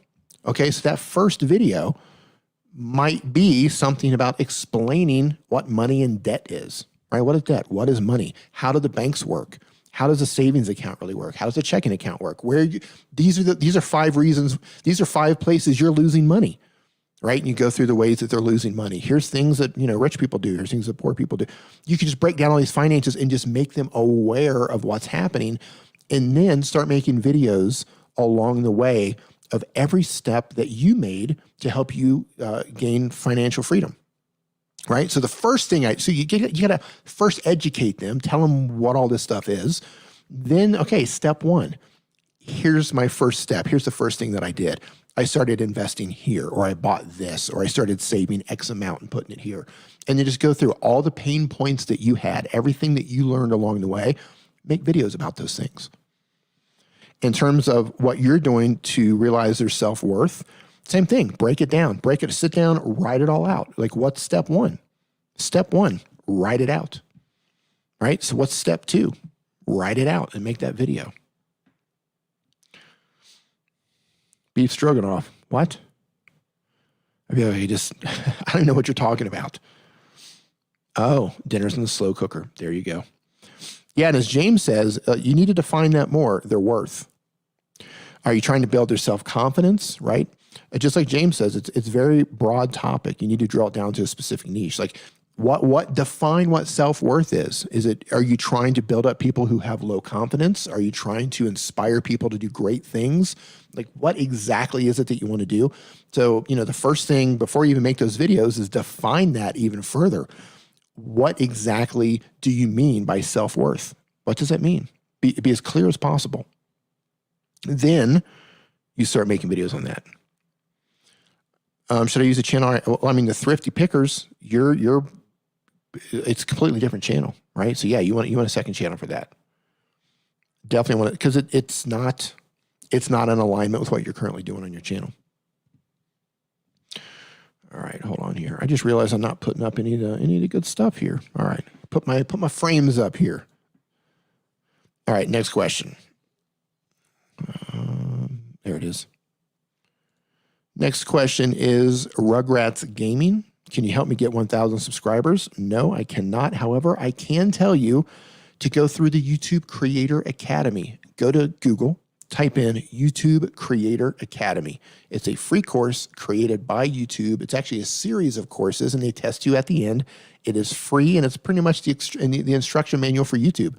And they have things in there about gaming and monetization and strategy and growth and all that stuff. So I'm not going to help you get to 1,000 subscribers. You're going to have to work for it like everybody else did. But the best thing you can do is learn about how YouTube actually works and what they expect of you as a creator. And you do that by going through the YouTube Creator Academy. Totally free. Created by YouTube. It's the instruction manual. Next question. Zane. How you doing, Zane? Sony ZV-1. Are you using a Cam Link or Sony Web Utility with USB? Is that limited to 720? Also, would recommend recording 4K and out in 1080p. Yeah, so to answer your question, this camera here and this camera here, so if I get rid of that, I could do something like this. Both of these are the Sony ZV-1, and this is my, take that off, and this is my iPhone XS. This is my iPhone XS using Filmic Pro. So about your question with these, the output is 4K, and they're being captured with the ATEM Mini. I did have one of them, and I was using that little $20 capture card that I picked up off of Amazon, and HDMI out of the camera into this, plugged in USB to the PC. But I wanted to be able to switch cameras, so I picked up the ATEM Mini, and that allows 4 HDMI inputs. So I've got 2 phones, and I've got 2 cameras all running into the ATEM Mini, so I can have different camera shots if I want them. Right, if I want to come over here and do something like this, I can do that, or I can come back and do something like this, or do this. And my other phone right here, it died on me. It's not working, so we're not going to talk about that one. In terms of how it's coming up to YouTube. Once it goes into my computer, I'm using StreamYard to do my streaming. And the maximum that you can use in StreamYard, even if you're paying, is 1080p. The free version is 720p, but if you pay, you can stream up to 1080p. I'm not streaming up at 4K, though I could if I was using a different way to actually go live. But I'm not doing that. The 1080p is enough for me because most of my viewers are watching on a phone, most of them. I'm curious, you guys let me know, what are you watching on right now? Are you watching on a TV? Are you watching on an iPad? Are you watching on a phone? Are you watching on a computer? Go ahead and let me know. There's 100 some people in here right now. I would love to see 105 people tell me what device they're watching on. Yeah, just like that. Just exactly. Mobile. Perfect. Hey, Simon Says Farms. How you doing? How you doing? Do you have a kit we can look at for this setup? No, man, but I'm happy to talk to you. I'm happy to talk to you about it. Let me see if this, while you guys are writing this out, I'm going to see if I can turn this phone back on.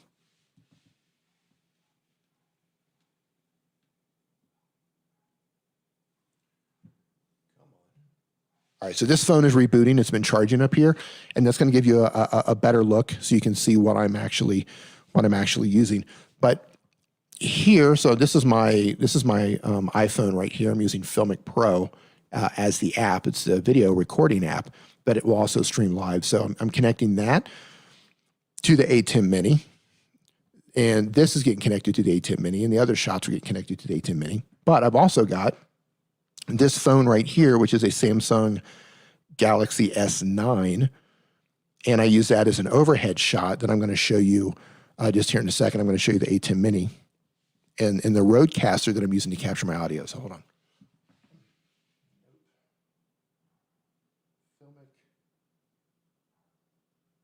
Come on. There we go. Okay, this should work. Nope, there it is. So this shot is coming from, this is the Samsung. I've got it black and white just because I just wanted to make it black and white. So this is the ATEM Mini right here. There's 4 HDMIs in the back. So I've got this phone. I've got this phone connected here, channel 4. This phone connected here on channel 3. This connected on channel 2, and this connected on channel 1. Now, my audio is all coming into the Rodecaster. It's 4 channels plus input for an iPhone. And then here, I'm also using my iPad to play music. I've got Epidemic Sound set up. I also have a sound pad up here. So if I wanted to play a Super Chat song. Oops. Super Chat. So the way this is working is it's sending the signal Bluetooth over here to the Rodecaster. So I can just hit that. Super Chat. Right, so I'm using this as a soundboard, and then I can use the soundboard here that's on the Rodecaster as well. So I've got Super Chat. Got that, or I've got the channel membership. Welcome to the Niminati. But the cool thing is, so I've got a browser opened up, and because it's sending everything over Bluetooth, I'm just playing music out of Epidemic Sound. So I can just tap on this one, and then I could just play music out of Epidemic Sound. I can bring the sound down and play it in the background if I wanted, but it's sending the signal over Bluetooth.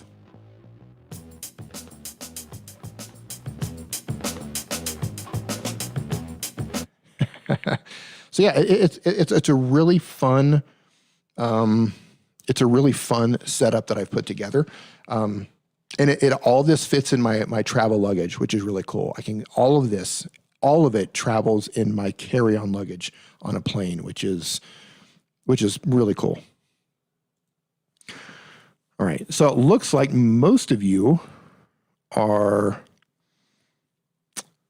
Looks like a lot of you, no, I don't say about most, but a lot of you are looking on a phone. So yeah, that's if the majority of my audience were looking on a computer or even a TV, I would probably go up at 4K. But because most people are on a phone or a tablet or something like that, 1080 is fine.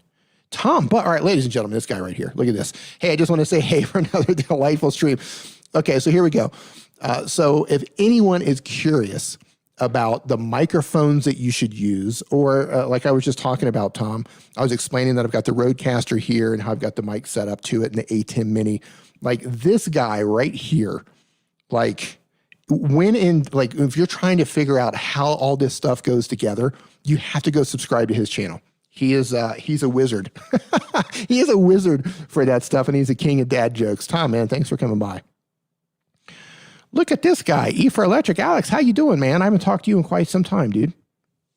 We need to catch up, man. We need to catch up. Good evening, everyone. How you doing, my son's mother? How you doing? All right, so next question. You're doing it from an old school desktop. I've heard of those. I've heard of the old school desktops. Next question comes from the chat here. And that would be Photo Noob Productions, who says, I would like to know if I'm headed in the right direction. I started a week ago. You know, you just started a week ago, and that's, I mean, yes, you're heading in the right direction. You did the hardest thing, which is, so the hardest part's out of the way. And you literally just started. So, you know, it looks like you're doing some sort of reactions and editing tutorials. So here's the thing. Don't worry right now if you're heading in the right direction, because you are. You started, you're uploading. So upload consistently and try to focus on one particular type of content. So if you're doing editing, for example, then focus all of your videos on editing. What you don't want to do, don't make an editing video followed up by a reaction video that has nothing to do with editing. So focus in on something on your channel and just keep going. Make 50 videos, make 75 videos, make 100 videos. And yeah, you're heading in the right direction. Just keep going. Looks like I just missed a super chat. Super chat.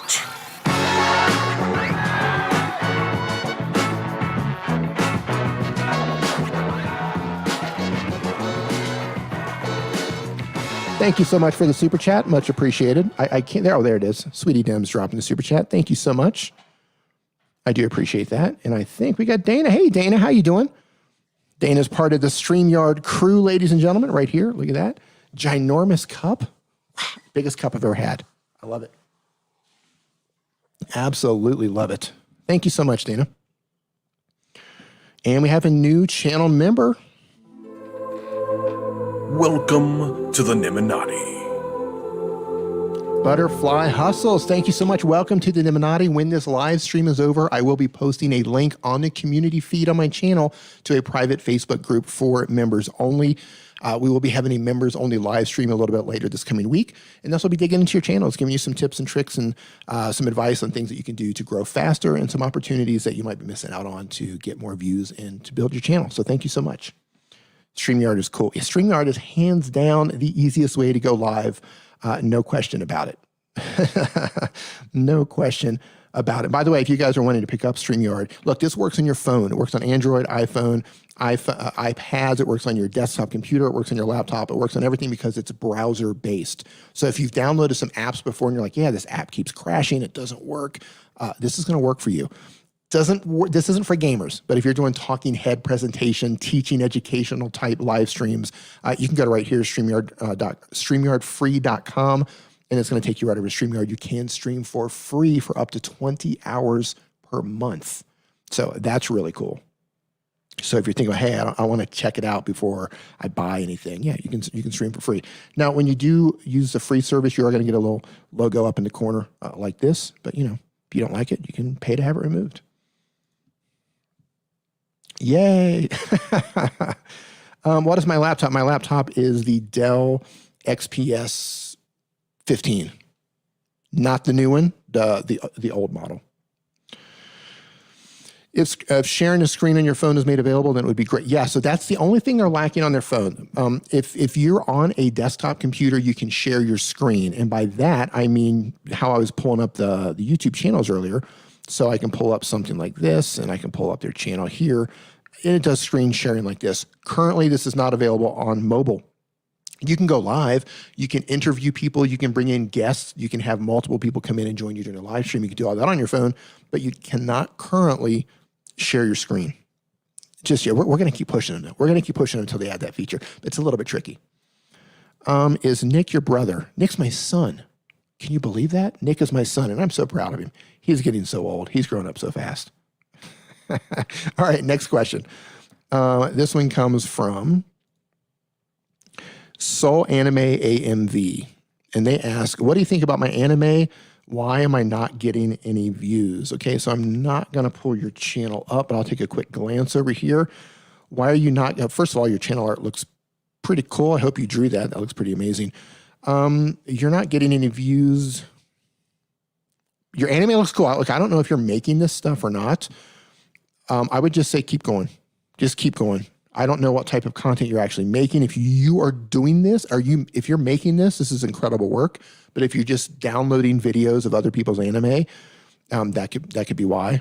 But keep going. Keep going. And, it could take a while. Go over on Reddit. If you're making this work, if you're doing this artwork yourself, go over on Reddit and don't spam them. But just, get to know the community a little bit. Drop your videos here or there when people are asking for, hey, you've seen some new anime channels. Drop your stuff over there. Sometimes it just takes a while to get the ball rolling. I think you've only been doing it for a couple of months. If I'm 3 months, 5 months, 8 months. Okay, so you've only been doing anime for about 6 months. So yeah, just keep going. Keep going. But if you are downloading other people's content for this, that could be why you're not growing. I don't know enough about anime to know either way. Will the guest need StreamYard as well? No. So this is a really cool thing about StreamYard. All I have to do is send you a link. Let me share. Okay, what's going to happen here? I'm going to share my screen here with StreamYard. And the screen, you know what? Maybe I can do it here without doing that.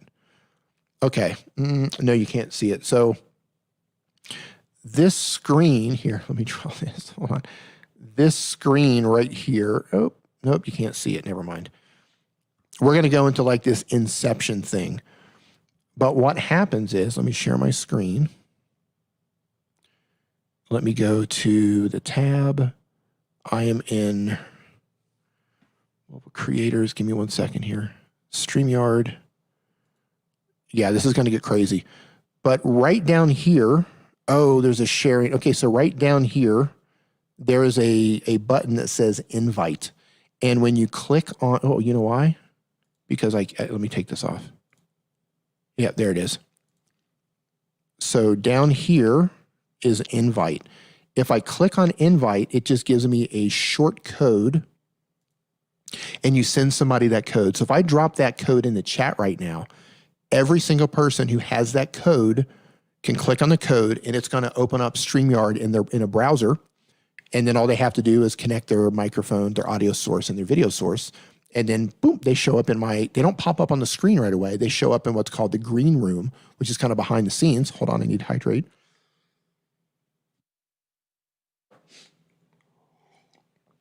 And then you add them to the stream later. It's incredibly easy to use. Like, excuse me. This is the easiest way to go live, hands down. Hands down, it's super easy to use. Like you could watch StreamYard with no instructions whatsoever and figure it out in its entirety within 5 minutes. Hey, do you need to be more consistent with your story? Just a few days ago in stories, you said Nick was 10 years older. yeah, Nick's my brother. Nick's my brother. I tell people now, hey, is Nick your brother? I'm asked that between my comments and man, no exaggeration, 20 times a day. That's my, 20 times a day for the past 2.5 years that has been, asked. So now I'm just like, no, he's my son or whatever. Or I tell him that he's older, which isn't true. I appreciate the mute. Yeah, I don't know if I got the, where did it go? Here it is. I don't know if I got that last cough or not, but oh, I love it. If you have a short video already, can you just hashtag it so it can go in the short video playlist? Okay, so your shorts have to be vertical. First and foremost, they have to be vertical. Second, it has to be 60 seconds or less. You do not have to put in hashtag shorts. Hashtag shorts seems to be helpful, and YouTube originally said to put hashtag shorts in either your title or your description to identify it's a shorts video. However, what we are seeing in the short shelf now is that they're pulling all sorts of videos in there as long as they're vertical and as long as they're under 60 seconds. So If you create a vertical video on your channel that's 60 seconds or less, it should automatically go into that playlist, or you should be able to add it in there. But it has to be 60 seconds or less, and it has to be vertical. Has to be. Oh yeah, you know what? That's what I need. I need like a Darth Vader shirt with a beard that says "I'm your father, Nick." Oh, I love it. D, the best show on YouTube. Dude, fist bump, man. I love you. Thank you. That's so kind. All right, next question. Mohammed asks the next question. He says, how do I grow my channel? I need more views and subscribers. I need your help. I've tried all your tips, but they don't seem to be working. Well, I guarantee you, man, if I pull up your channel, you're not doing all my tips. All right. I'm going to put you on blast. Ready? When somebody says they're doing all the tips, but it's not working, it's time to go on blast. So brace yourself. Okay. First and foremost, you don't have channel header. You don't have channel art at all. Secondly, you have 3 videos. Now, out of those 3, you've uploaded 3 videos in a month.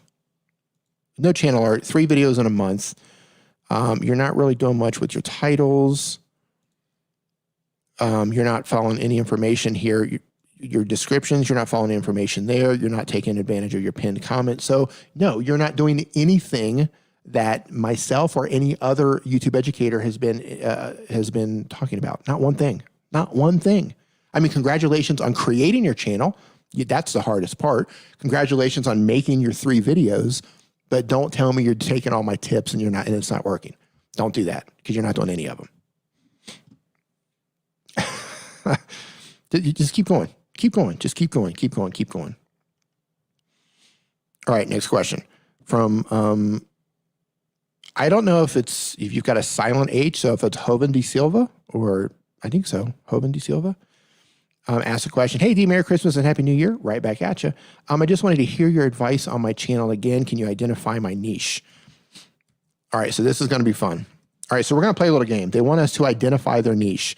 By that, what they mean is, do we all right, let's do something fun here. I'm going to pull up their channel quickly, and everybody would just look at their channel for like 1 second and type in the chat if you know what their channel is about. And if you know what it's about, type it. If you don't know what it's about, just say no idea. All right, so here we go. Because they want to know if we can identify their niche. And here we go. Boom. Looking at the channel here, YouTube tutorials. Okay, there you go. Compiled by a Malaysian who speaks Tagalog. All right, so since I identified it right away, YouTube tutorials. Okay, boom, you got me. But I'm curious if everybody else got that. You probably did. Second thing is compiled by a Malaysian who speaks Tagalog. To be honest with you, even though I don't speak Tagalog, I don't care about that, right? Because people, I can tell you straight up, people who want to grow their channel don't care where you are from. They don't care anything else as long as you're speaking their language. So what I would do is I would just put YouTube tutorials, and then I would write some sort of here, let's talk about the disconnect. Okay. YouTube tutorials compiled by a Malaysian who speaks Tagalog. Can anyone in here, here Tom says, it took me a long time to sort out the elements in the banner. Yeah, exactly. So can anyone in here tell me what's wrong with the channel art in terms of clarity? Like the first thing that comes to me, and I'll wait to see if anybody else, I'm going to look through the chat here to see. Hold on here. There you go. YouTube tutorial in his language. Okay, exactly. So you're saying YouTube tutorials compiled by a Malaysian who speaks Tagalog. Okay, and it's all in English. You just said all of that. Now, YouTube is obviously going to be in English, but you just said all of that in English. Your market, your target audience is Tagalog. So everything in your channel art should be Tagalog. Everything in your description here is Tagalog, but your title is not, right? Every single 4 amazing tools for YouTubers for your thumbnail, that should be in Tagalog. Every single thing that you're doing on your channel should be in Tagalog. It shouldn't be in English because that's not your target audience. The fact that you're Malaysian speaking Tagalog, I mean, that's cool, but that's not why people are there. People are there to learn how to grow their channel, and it's people from the Philippines. So put everything in Tagalog, and I would get rid of the fact that you're a Malaysian speaking Tagalog, because I don't really think that cares. I don't think that matters. No idea. Took Tom a long time. It's very busy. Have a live stream with your channel members, a guest, so that they can get experience. Let's see. Too much going on. Too many different colors. Yeah, so you need clarity. You need clarity. That's what I got for you. All right, next question comes from Unavailable198, who says, can you make a tutorial on how to save videos to an SD card from KineMaster? That's very specific, but the next time I make a video about KineMaster, I'll see if I can work that in there. I'll add that to my list. I can't add everything, all these suggestions, but if something can fit into a video to where it makes sense and it feels organic, then I'll see if I can add that in there. That's a very specific request. Next question, Tech by Technical Genius. They ask how to grow my YouTube views and get 1,000 subscribers.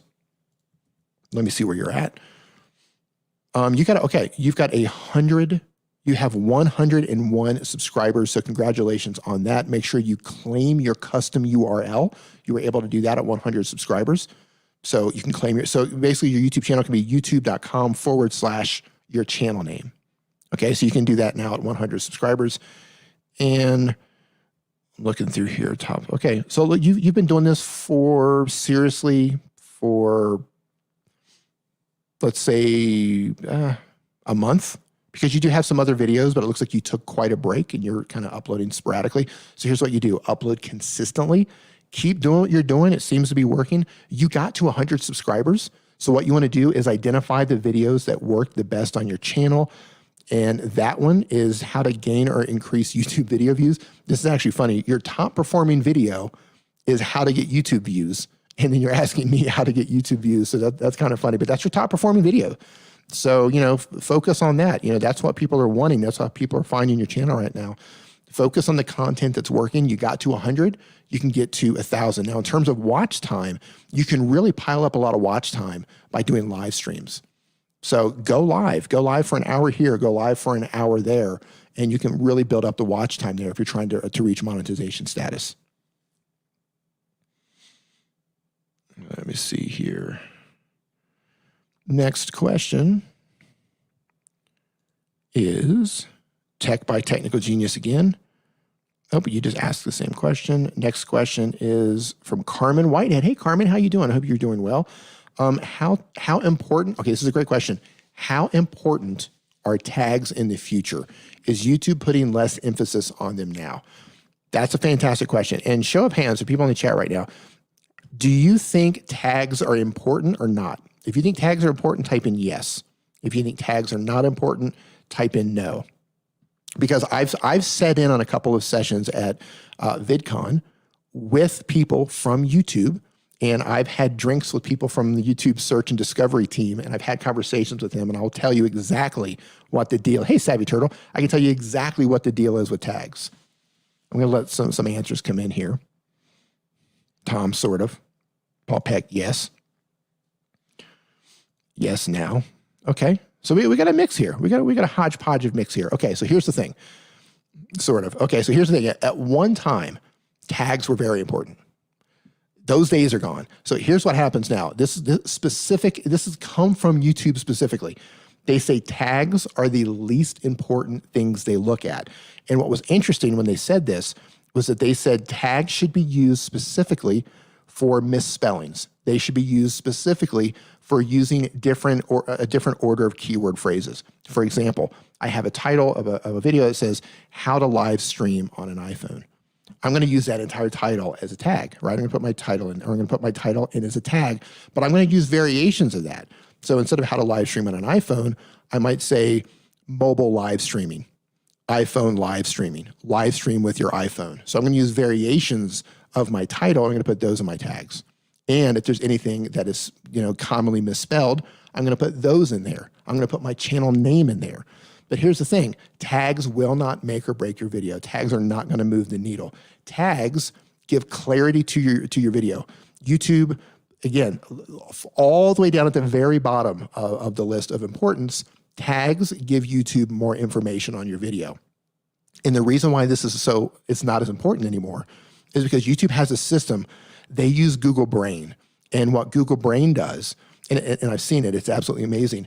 They can take a picture, they can take a frame grab of every single frame in your video. Every single frame. This is how people get busted for copyright issues as well. They can analyze every frame of every video. And in that frame, they can identify everything that you have in the picture. And they build their own internal tags for your video. For example, let's say I'm sitting right here, right now, and I put a phone up and I'm holding a coffee cup. I'm not joking you. Right now, YouTube is either analyzing this video and the tags that they're making is male, glasses, beard, microphone, phone, and I'm not joking. They'll recognize that this is an iPhone. They'll recognize that this is a white coffee cup, and they might even recognize the STREAMYARD brand. The example that I saw had a woman in a bikini holding a hamburger. There's a background or whatever. Not only did it know that it was a hamburger, and I don't even know how they knew this, but this is Google. It knew that the hamburger was from Hardee's. And then it went through and identified that it was a Hardee's hamburger. And here are other brands that are connected with the Hardee's brand. Like I saw that and my head just exploded. They showed this during VidCon 2 years ago. It was the most amazing thing I've ever seen. It identifies frame by frame everything in your picture or everything in your video. Everything. So that's something you can keep in mind. Like, let's just say theoretically, I am doing let's say I'm making a video and I'm talking about mobile gear, but behind me is a huge pile of like dolls or Star Wars props or whatever. But I'm talking about mobile stuff. That's confusing YouTube.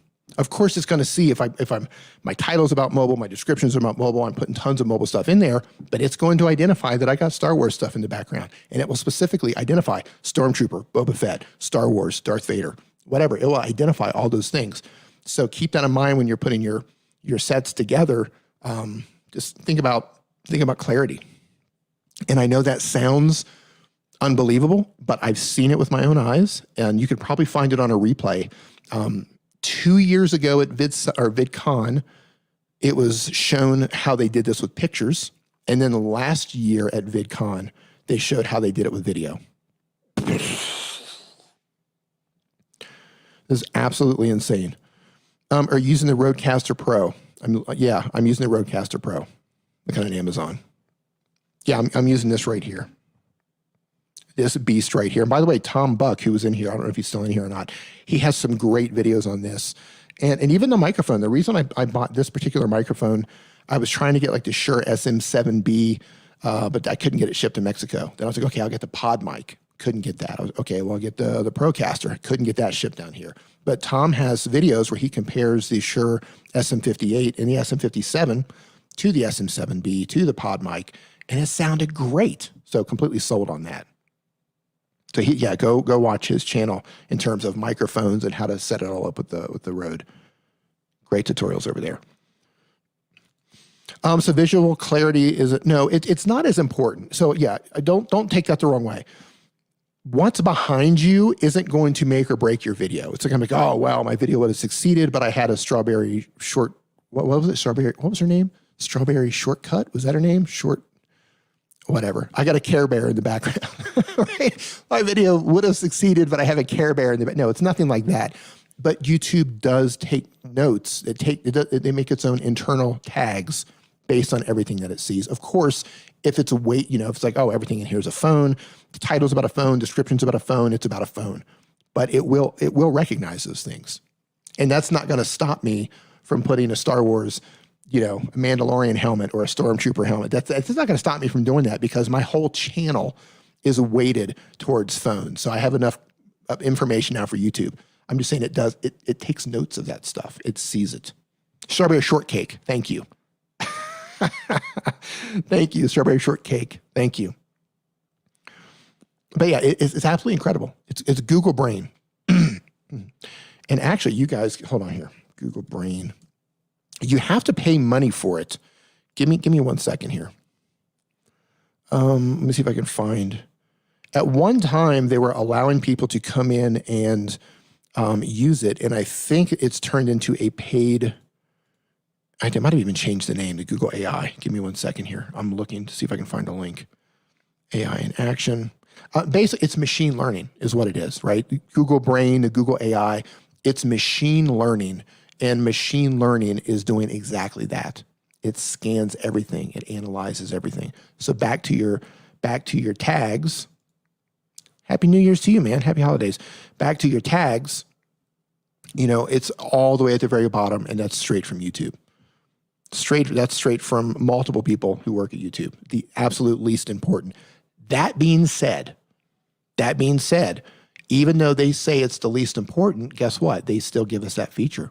So it has to be looked at somewhere, or they would pull that feature away from us. So as far as what I'm doing, I will continue to use relevant tags in all of my videos until they actually remove that feature. Even though they say it's the least important, they do still give us that feature. So make sure you are using tags. Could it change in the future? Sure it could. There could be a time that they could come back and add some relevance to, weight importance on tags again. It's totally possible. And we've all seen tons of viral videos that have no tags, tons of viral videos that have no description, which just comes back to the original thing of, your video is the most important thing. I like to use the example of the bear that sits next to the guy while he's camping, right? There's a thumbnail of a bear next to like a river. It's a very bare bones video. They don't have anything in there, but there's like millions of views on it. So, your video is the most important thing, and then everything else kind of trickles down from there. There it is, Google Vision AI. Thank you. Thank you, Doug. Google Vision AI, that's it. They are offering the Google AI crash course for free still. Yeah, check it out. Check it out because it's mind-blowing. And the thing is when you understand what YouTube is doing, when you understand that where they're heading, when you understand how they're analyzing your content and what they're looking at, it just kind of helps with a little bit of clarity in what you want to do, but nothing beats a great video. You're not going to outgame YouTube. You're not going to write a description that's going to move the needle. Your tags aren't going to move the needle. You got to have a great topic that people are interested in. You got to have a thumbnail that people want to click on. And ultimately, you have to have a video that people are going to watch a lot of. If somebody, if you have a 5-minute video and people leave after 1 minute, that's not going to be a very good video. If you get a 5-minute video and people are watching 4 minutes of that video or 4.5 minutes of that video, if your thumbnail is good too, eventually that video is going to surface and more people will see it. First time here with D. Thank you. He speaks way slower than Nick. I love him, but Nick is a motor mouth. I don't even understand what the guy's saying half of the time. That's hilarious. That's absolutely hilarious. Savvy says, yes, beta a while back now is called Google AI. Okay, so they changed it a bit. Okay, thank you. Thank you. Yeah, it was like 2 years ago when I saw it originally. And then a year after that, first it was the photo version. And I was like, that's incredible. And then a year later, we've got the video version too. And they were showing how it identified stuff. And it was just mind-blowing. Absolutely mind-blowing. All right. I don't know if this holds any weight to most, but when I started sorting tags after watching Nick's video, it helped greatly. I mean, you're not going to, it's not like, okay, I'm going to reorder my tags and it's going to change the video. What probably happened is your video was online long enough and enough people watched the video to where YouTube then has enough data on that video to make sure that it gets put in front of the right audience, right? Because as soon as every single person publishes a video, it doesn't matter how big or small your channel is. If you've got 5 subscribers or you've got 5 million subscribers, the same thing happens. We upload a video and immediately YouTube starts testing that video in front of different audiences. Now, naturally, if you have a smaller channel, it's going to be a much smaller audience. This is where impressions, click-through rate comes in, okay? You have impressions. This is how many people actually see your thumbnail, and your click-through rate is how many people actually click on that thumbnail, right? So you might have, hold on, my throat's drying up here. So you upload a video, and if you're wondering how many people did YouTube actually put my video in front of, right? Go look at your impressions click-through rate, and they'll tell you. They might have put it in front of 1,000 people. They might have put it in front of 5 people. They might have put it in front of 10,000 people. That's what your impressions is, okay? It'll tell you how many people seen your video. So if you're like, hey, I'm uploading, nobody's seen my video. look at impressions. It'll tell you exactly how many people. It might only be 5, it might be 2, but what happens is as soon as they show that to a particular group, they start collecting data on that video immediately. Okay, let's say you show it to 5 people. How did those 5 people react? We showed it to 5 people. Those 5 people, did they click on the thumbnail? If they did click on the thumbnail, how long of the video did they watch? And YouTube is looking at signals at that point. Did those 5 people not click on the thumbnail? If they didn't, guess what's going to happen? They're not going to show your video to 5 more people. It's done for a while. Okay, but if say 3 or 4 of those people clicked on the video and then they watched the video, those are positive signals that went to YouTube. And they said, hey, 3 or 4 of these people out of 5 clicked on this thumbnail, they watched the video, let's show it to another group of people. Then they might show it to another group of 5 or 10 or 15 people. And then they look at that data. But this is happening in real time, super fast, right? And they keep testing that video with different groups of people, trying to get the videos and the right person matched up together because YouTube wants people to watch videos. YouTube wants to show ads to people. And YouTube's trying to predict what the viewer wants to watch next. That's all the algorithm is. The YouTube algorithm is a predictive machine that's trying to predict what the viewer wants to watch next based on their viewing habits, right? So if you go to YouTube and you all start searching for, if everybody starts searching for strawberry shortcake, okay? It's all like every day you're searching for strawberry shortcake, and every strawberry shortcake video you find, you're clicking on it and you're watching it. Guess what's going to happen? YouTube is going to start showing you more and more and more strawberry shortcake videos because it knows that you want to watch them. So once it has the user data from all these people, then you upload your video. They try to put that video in front of the right people so they match. And sometimes there can be a delay. Sometimes you can upload your video and it doesn't test well in front of a particular group of people because they don't have enough data on that video yet, or your channel, especially if your channel is new, they don't have enough information yet, so they don't know who to put it in front of. Or maybe you've given them a ton of confusing information, so they're trying to figure out where to put it, all right? Over time, they collect enough data from the video to like, hey, we understand now the right audience for this video. Then they put it in front of the right audience, and now those people are interested. So that's the sort of thing that happens. That's why sometimes you get a view, or you get views on a video that's dead. Like, hey, I uploaded this video, it didn't do well. 3 months later, 6 months later, whew, the video's off and running. They've got enough data, they're putting it in front of the right audience now. It's more relevant now than it was then. There's a lot of different reasons for that. We've missed you, Savvy. Hope you're doing well, man. You still use tags. You should use tags because, like I said, they still give us the feature. YouTube says they're the least important, but they still give us the option to use them. So that tells me, even though they are the least important, they are still important. But they're not gonna, it's not gonna be like, yeah, I use different tags and now my video went viral. That's not gonna happen. All right, next question. Comes from Miami Tria. How many minutes should a video be in length for a person under 100 subscribers? Great question. Video length. Make your videos as long as they need to be. That's simple. If your video is 3 minutes in length, make it 3 minutes long. If the video has to be 7 minutes, make it 7 minutes long. I mean, there is some strategy down the road where, you can put your mid-roll ad, which I don't use. I hate mid-roll ads because I hate them as a viewer. You can try to make your videos longer to get more watch time, but just make your videos as long as they need to be. Because the key thing is this: when someone watches your video, if they don't watch your video very long, that's a negative signal to YouTube, right? Oh, these people are leaving early, right? And people can tell when you're dragging out a video. I know so many people, you've watched videos where you're like, come on, just get on with it. I've done this, I've mistakenly done this on my own channel. I didn't try to get extra watch time. It's just, it took me a long time to get to the video just because I was just talking. I was trying to add some personality to it. And while you should do that, there's also a fine line between dragging it out too much, right? So just make it as long as it has to be. Andrew Can, ladies and gentlemen, is in the house. Andrew, how you doing? It's that good what the CTR is for those impressions. Yeah, TubeBuddy's in the house, ladies and gentlemen. The man, the myth, the legend. Andrew Can. Andrew, man, I hope you're doing well. I hope you had a great holiday, Andrew. See what I missed here in the chat. There he comes in.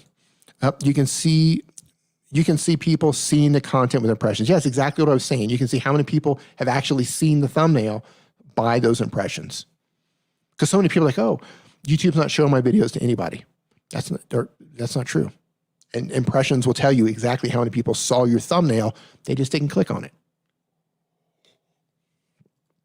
All right, next question comes from Scruffy Looking RGB. All right, question is, hey D, happy holidays. I hope you're doing well, my man. Happy holidays to you too. Thanks for your awesome advice. I've reached 1,000 subscribers this year. Awesome. And I'm getting companies ask me to do reviews for them, which is great. The products I've reviewed have been relevant to my retro game mods. Awesome. Question, should I be getting paid for these reviews? Yes, you should. When a company reaches out to me, how should I respond to the company in order to get them to know I expect to be paid? Thank you. Okay, that's a great question. Here's something that happens when people are just getting started. And I'm going to highlight this just for a second. One impression, YouTube shows your content to a viewer. CTR is the rate at which people actually click to watch your videos. Thank you, Andrew. When you're just getting started, trying to build up momentum, trying to build your community, it's difficult to get paid by companies. It's not impossible, but it's difficult. And a lot of companies look for smaller channels who want to get products for free. Now, when you are starting, this is a choice you have to make, and it can help your channel, right? If you can build a good relationship with that company and they can get you stuff, quickly. If you want to put in your time and you want to do all this work for free, you can do that. However, I've done a couple of free things on my channel because I enjoyed the product and I thought it would be helpful to my community. But generally speaking, say 8 times out of 10, I'm going to get paid for it. I'm going to get paid for it because, one, I have to put in the time to make the video. I've got to edit the video. I got to think it through and think about what I'm talking about. I have to find ways to explain the product, right? And that video is going to live forever on YouTube. So they're going to continue to get sales from that product. But I'm at the point where I can do that. And I was at the point where I could do that fairly quickly. But like I said, I here and there, somebody, like if DJI wanted to say, hey, we've got a brand new gimbal. You're going to get it before anybody else. Can you do a video on it? I might if I can get it early. Like if they'll give it to me early so I can be an early person in on that, then I know I'm going to get a ton of views on that. But if they come to me months after they've given it to everybody else, like, oh, hey, listen, we've given this gimbal to Peter McKinnon and all these other huge YouTubers, and now you're the second string, and this has been out for 6 months. Do you want to make a video on it? My answer would be this. Feel free to send it to me. If I can work it into a video and I like it, maybe I will, but I'm not going to do a dedicated video on it. Okay. But if you're just getting started and you're like, they're sending you game mods and it's helping your channel grow and you want to put in the work, that's entirely up to you. I would set that boundary though and say, hey, I can mention you in a video. I'm happy to talk about your product while I'm talking about other products. But if you want a dedicated video, this is what it's going to cost. You can go to socialbluebook.com and you can sign up for a free account. You connect your YouTube channel to it. It will give you an evaluation based on your views and some other metrics, and it will tell you how much they think you should ask for a video, how much you should ask for a shout out, how much you should ask for an integration. It will give you a breakdown of how much money you should ask, but that's just based on the metrics. That's not including your time. That's not including your editing. That's not including how much effort you have to go into actually making the video and however you've promoted the video. So I like to take what Social Blue Book says, and then I add a bunch more on top of that because my time is involved. But socialbluebook.com, that's a great way to figure out how much you should be. It's a great starter point based on your metrics, and then add some more on top of that based on the time that's going to take you to do it. But I want to see everybody making money. But if it can help you build a relationship to do something for free every now and then, okay, that's cool. If you can get a lot of views from it, you're like, hey, if I can get this product and I know this product's going to bring me a ton of reviews, okay, yeah, do that because it's going to be beneficial to you. But if somebody's just like, hey, here's a product, you might not use this product normally, take this product and make a video on it, it's not really going to help my channel. It's not going to help my community that much. I'm just making a video with your product for the sake of getting product for free, and that's just not attractive. So that's something that you need to, one like equals D needs to drink water. Yeah. That's something everybody's going to have to come up with, what your balance is starting out between like, what will I do for free versus, what do I want to be paid for? All right. Next question. Beast the Gamer, who says, can I start a YouTube channel with an iPad Pro? Absolutely, you can. I've got videos coming 2021. By the way, I've got a lot of iPad videos coming for 2021. An iPad Pro and a Google Stadia, because Google Stadia is out on Safari, and I know how to edit videos with LumaFusion. Yeah, look, you've got an iPad Pro, you've got an iPad, you've got everything you need to run a successful YouTube channel. So yes, your answer is absolutely yes, you can make that happen. And I've got some videos coming on that soon that can help you do that. Your time is the one thing you can't get back, so really think about it when it comes to content. Yeah, absolutely. Absolutely. A lot of companies will reach out to smaller channels when they're just getting started because they know you want things. They know that, okay, wow, this person is just getting started. We're going to offer them a free product. It might only cost $50. Here, make a video for it. That's a lot of work for $50. But if you mention it, let's just say theoretically, somebody, Apple doesn't send me iPhones, but just say some company sent me a phone. Hey, we're going to send you a phone. Can you make a video about it? So the first thing I'm going to ask myself is, would I use this phone? If the answer is yes, and it's like a $900 phone, I might do the video about it. But if I'm like, no, I'm not going to use this phone, but send it to me early so I can get views on this phone, yeah, then I might do it. iPad. Yeah, Doug, the iPad videos are coming. The iPad videos are coming. Oh, I love it. Here we go. Can anyone in the chat please answer my question because he keeps overlooking me? That, oh no, she didn't. Oh no, she didn't, would have been a fantastic place to ask your question again. That was it. I just noticed you, and look at that. You should have just asked your question. All right. Hey, happy holidays. I'm a Caribbean YouTuber. What advice would you give me in terms of handling negative comments? I just started YouTube and I'm trying to increase subscribers. Great question. Welcome to YouTube. Enjoy your journey. You are going to unfortunately get negative comments. There's haters and trolls out there and people who just want to watch the world burn. Luckily, YouTube allows us to filter comments. I have a video on this. It might be outdated. I need to go back and look because YouTube has changed some things. But if you're doing things on a phone, put Chrome into desktop mode, go into YouTube Studio, pinch and zoom, and go find the comment filter. And you can add words. So you can add all these different words. And what's going to happen is anytime somebody types in one of those words, it goes into your spam or held for review folder. And you just don't look in that folder because it's going to be full of garbage. My held for review has pretty much every curse word. It has all sorts of racist comments and racist words. I don't want to see that stuff. I like my comment section. I want it to be family friendly. I want it to be brand friendly. I want it to not be offensive. I want my comments to feel like it's a safe place for anybody to go down there and leave comments or reply to other people's comments. So yes, you can add filters, and you can do this with Twitter too. And you can get rid of a ton of negative comments that way.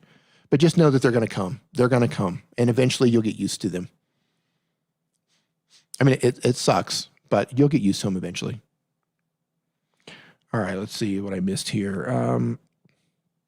By the way, if anyone can write out the path in order to get to the comment filter, that would be greatly appreciated.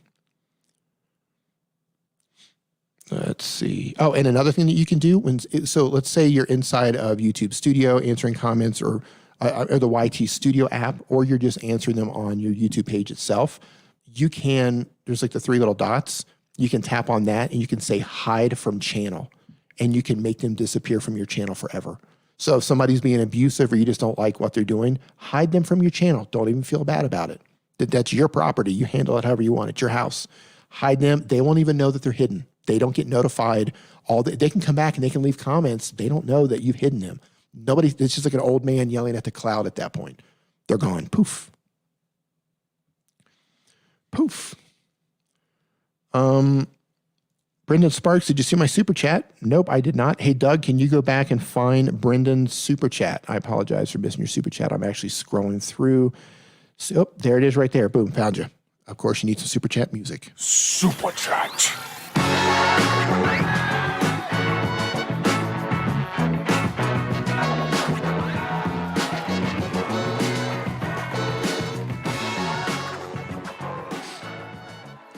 Brandon Sparks. Let's see what you got here. So, been following you for 2 years now. Right on. Thank you. This is my second channel to help creators. Any tips for me in this space? Possibly this second. So I'm not going to dig into an actual channel review. That's not what I'm doing here on my live stream. But I will just pull it up and give you like a first impressions. See if there's anything that I can see you're missing out on or whatever. So let me pull you up here. Okay. Wow. Super colorful channel art. I love it. Learn to start and grow YouTube. Learn to start and grow on YouTube. Brandon Sparks, 2+ years experience. Subscribe and enable notifications. Okay, love that you got yourself in there. And I'm just going to nitpick here because that's what I do. Your name right now is not as important as your value proposition right here. So I would enlarge what it is that you're telling people your channel is about, right? Learn to start and grow YouTube. That should be the biggest thing. Your name should take a back seat to that because right now nobody knows you yet. Your name is just told, I don't care what your name is, just teach me how to grow on YouTube. Okay. Shrink your name, focus everything on that value proposition because, you know, when somebody hits your channel, it's all about the viewer, right? So your value proposition is about the viewer. Your name doesn't even matter right now. Shrink that down, learn to grow on YouTube or however you want to word that, but just focus on that value proposition. And I don't even think you need two years experience. I don't even think you need to put that in. Like if anything, that might actually turn me off, to be totally honest with you. If I land on your channel, 2+ years experience, you're not really experienced. I might not watch because I wouldn't even think that. I wouldn't even think about how experienced you are unless you told me. So I would drop that. I would shrink your name and I would focus everything on your value proposition. How to start and grow a YouTube channel. Okay, so playlist here. Quick tip on that. You can also put, as you can see here, you have some descriptions on your playlists. Just make sure that I would put descriptions on all of your playlists. How to start and grow a YouTube channel. Okay. YouTube Shorts. Okay. So here's the thing. You can put, how can I walk you through this? Give me 1 second here. You don't actually have to build a YouTube Shorts playlist. You don't have to do that. Give me 1 second here and let me go into my channel and try to find something for you. Give me 1 second here. Because really you don't want people binge or watching that on the desktop that much. So YouTube Shorts is primarily a mobile thing and you can do your own, it has its own playlist. Give me 1 second. So if you go into customization, go into, let me see if I can find it here. Give me 1 second. I got to move a section, really? Give me 1 second. I'm going to have to move something in order to get this to work. Give me a second. Videos, editing apps, popular uploads, really? Okay, let me remove this. I removed the section. Oh, come on. Okay, so I can't do it on mine, but let me share share where it's at. Go into YouTube Studio. Go here. Go into YouTube Studio. Go into customization. And then once you're in customization, go into add section. And because my playlists are maxed out here, I can't add another section. It's not letting me. But in this section, it has an area specifically for shorts. And what's going to happen is when you add videos in there to that section, it's going to create a shorts shelf of itself only on mobile devices. Only on mobile devices. And it's going to look like this. So if I go into shorts, give me 1 second here. I pull up YouTube. Let me get to the short shelf. Let's see, shorts. I got to find somebody who's actually taking advantage of this. And it's going to take you to your own shorts page that looks like this. And when you create that shorts playlist, it's actually called like YouTube Shorts or short videos or something like that. It's going to create your own shorts page that's only visible on a mobile device. So that's what I've got for you. Clarity in your channel art. You've got your playlist together. That's solid. And just keep going.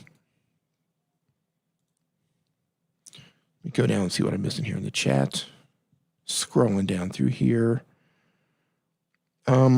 Okay, I heard you need 10,000 subs to get the short shelf. That is not true. So here's the great thing about shorts. And by the way, Daniel Battelle and I mentioned this earlier in the chat, Daniel Battelle and I, this coming Wednesday, just a few days from now, at 9 a.m. Pacific time, Daniel Battelle and I are going live on the TubeBuddy channel. On the TubeBuddy channel, we're going live for 1 hour to talk about YouTube Shorts, what it is, how do you do them, who gets them, and we're going to talk about strategies that you can use to actually grow your channel, because there's a lot more involved. It's just like, hey, I'm just going to upload some shorts. You can actually use shorts very strategically to grow older videos and to grow your channel faster. We're also going to talk about mistakes that people are making.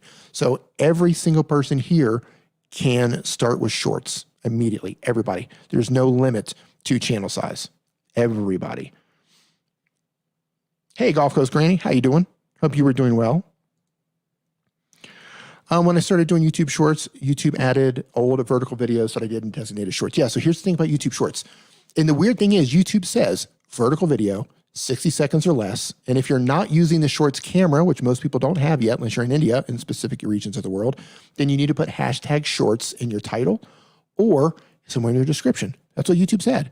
However, as you just found out, YouTube will take any vertical video that's 60 seconds or less with or without the shorts hashtag, and it will put it in the short shelf. So it looks like that hashtag really isn't that helpful, but because YouTube recommends it, I do recommend continue to do that. But yeah, they're pulling in all sorts of vertical content, 60 seconds and less. Hot Flip Heidi, Tommy, and Tracy sent me. I love Tommy and Tracy. Welcome, welcome, welcome, welcome. This is the end of the live stream. I'm getting ready to wrap it up here, but thanks for coming to hang out. Nice of you to make it.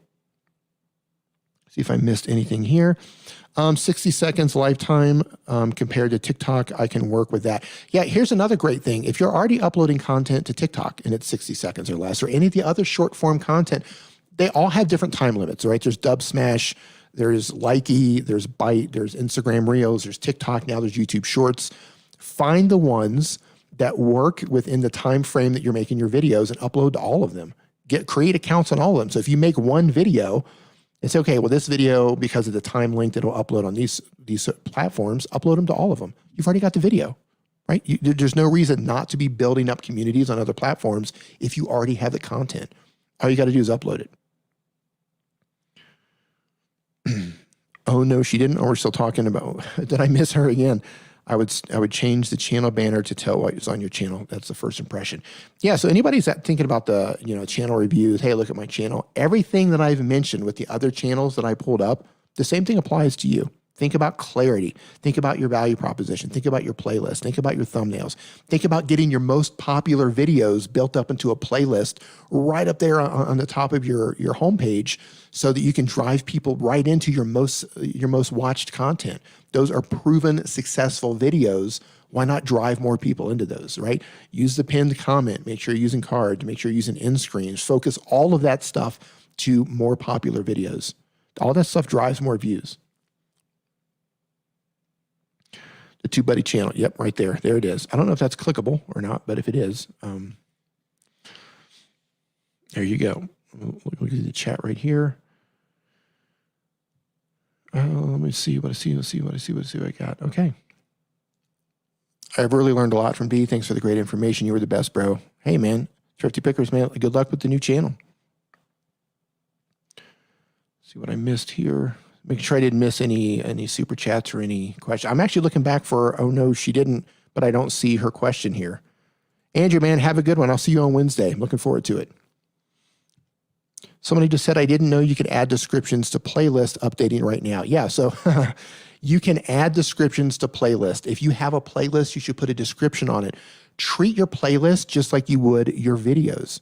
Okay, so for example, let's say if you have a playlist, and it's because I looked at one of the channels earlier, and the playlist title was just eBay.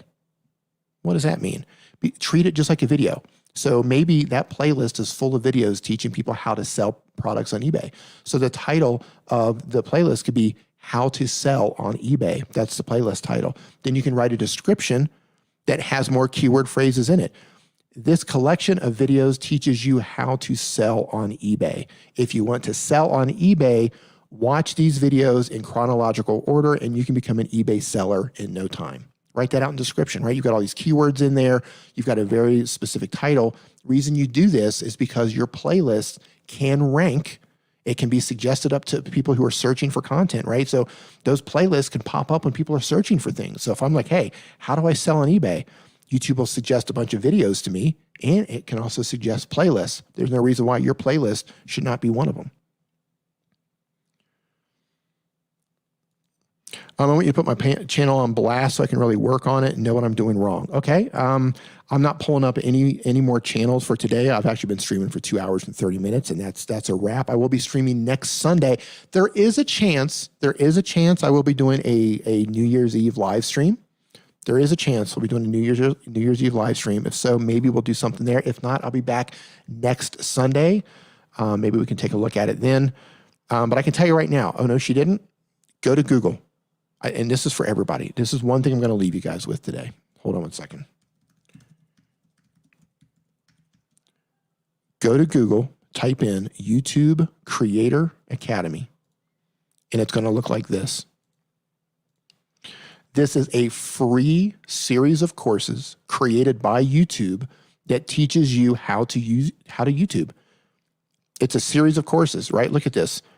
Here's a mini course getting started, content strategy, production, policies and guidelines, money and business, channel optimization. They're literally teaching you how to use YouTube. It's mini courses, and at the end, they give you a little test. It's totally free. There's no scams. There's no upsells, nothing. You just connect it with your Google account and you start wherever you want. Every single person in here who has not gone through the Creator Academy and you're trying to figure out how does YouTube work, it's a big mystery to me, go through the Creator Academy. You don't have to go through it all tomorrow. Pick one course and go through the course. And when you're finished with that one, when you have time, go through another course. It's the instruction manual of YouTube. So you need to learn how it works and what they expect of you as a creator. And if you're just getting started and you're just kind of lost on the platform, this is a great place to get started. So I recommend every single person in here, yes, YouTube Creator Academy, go through that. Okay, listen. Thank you for an amazing, amazing, amazing live stream. You guys asked some amazing questions tonight. Thank you. Great super chats, mods. Thank you for what you do. I hope you guys are having a very happy, safe holidays. This is probably the last live stream of the year, unless I go live on New Year's Eve. And if that's the case, we'll do a big group hangout to where anybody who wants to come on the channel and live stream with me, I'll put a link in the chat and you guys can come and hang out for a little bit. That might be a lot of fun. You know what? Would you guys like that? If so, type in yes. If you would love to have a big group hangout where people come on and live stream with me, if you're interested in that, just type in yes. Somebody just said something. Hey, D, nice change from your I'm still in an Airbnb, man. I'm still in an Airbnb, Savvy, and I've got the Rode MC lights. I've got one of these behind me, and that purple light behind me. It's on a little stand, and I've got some little travel lights around me. I've got like this. This is the Aperture F7, and what this light is doing right here is it's putting a little. It's over. Yeah, just putting a little bit of a little crisping, a little bit of color on the side here. And then I've got the Falcon Eyes video over here. I did a whole video about this setup over on the StreamYard channel a couple months ago. I break all the lights down. Yes, that might be fun. Okay, so maybe we'll do that because everybody's going to be indoor for New Year's. So maybe we'll do that. So when this is over, I will be making a post on the community feed, post into the Facebook group. Make sure you guys fill out the group questionnaire totally. So listen, thank you so much. That was a fun live stream. Good turnout today. Give us a thumbs up if you learned something or you had a good time. I do appreciate it. And I will see you guys either on the 31st or I'll see you next Sunday, one or the other. Have a good one.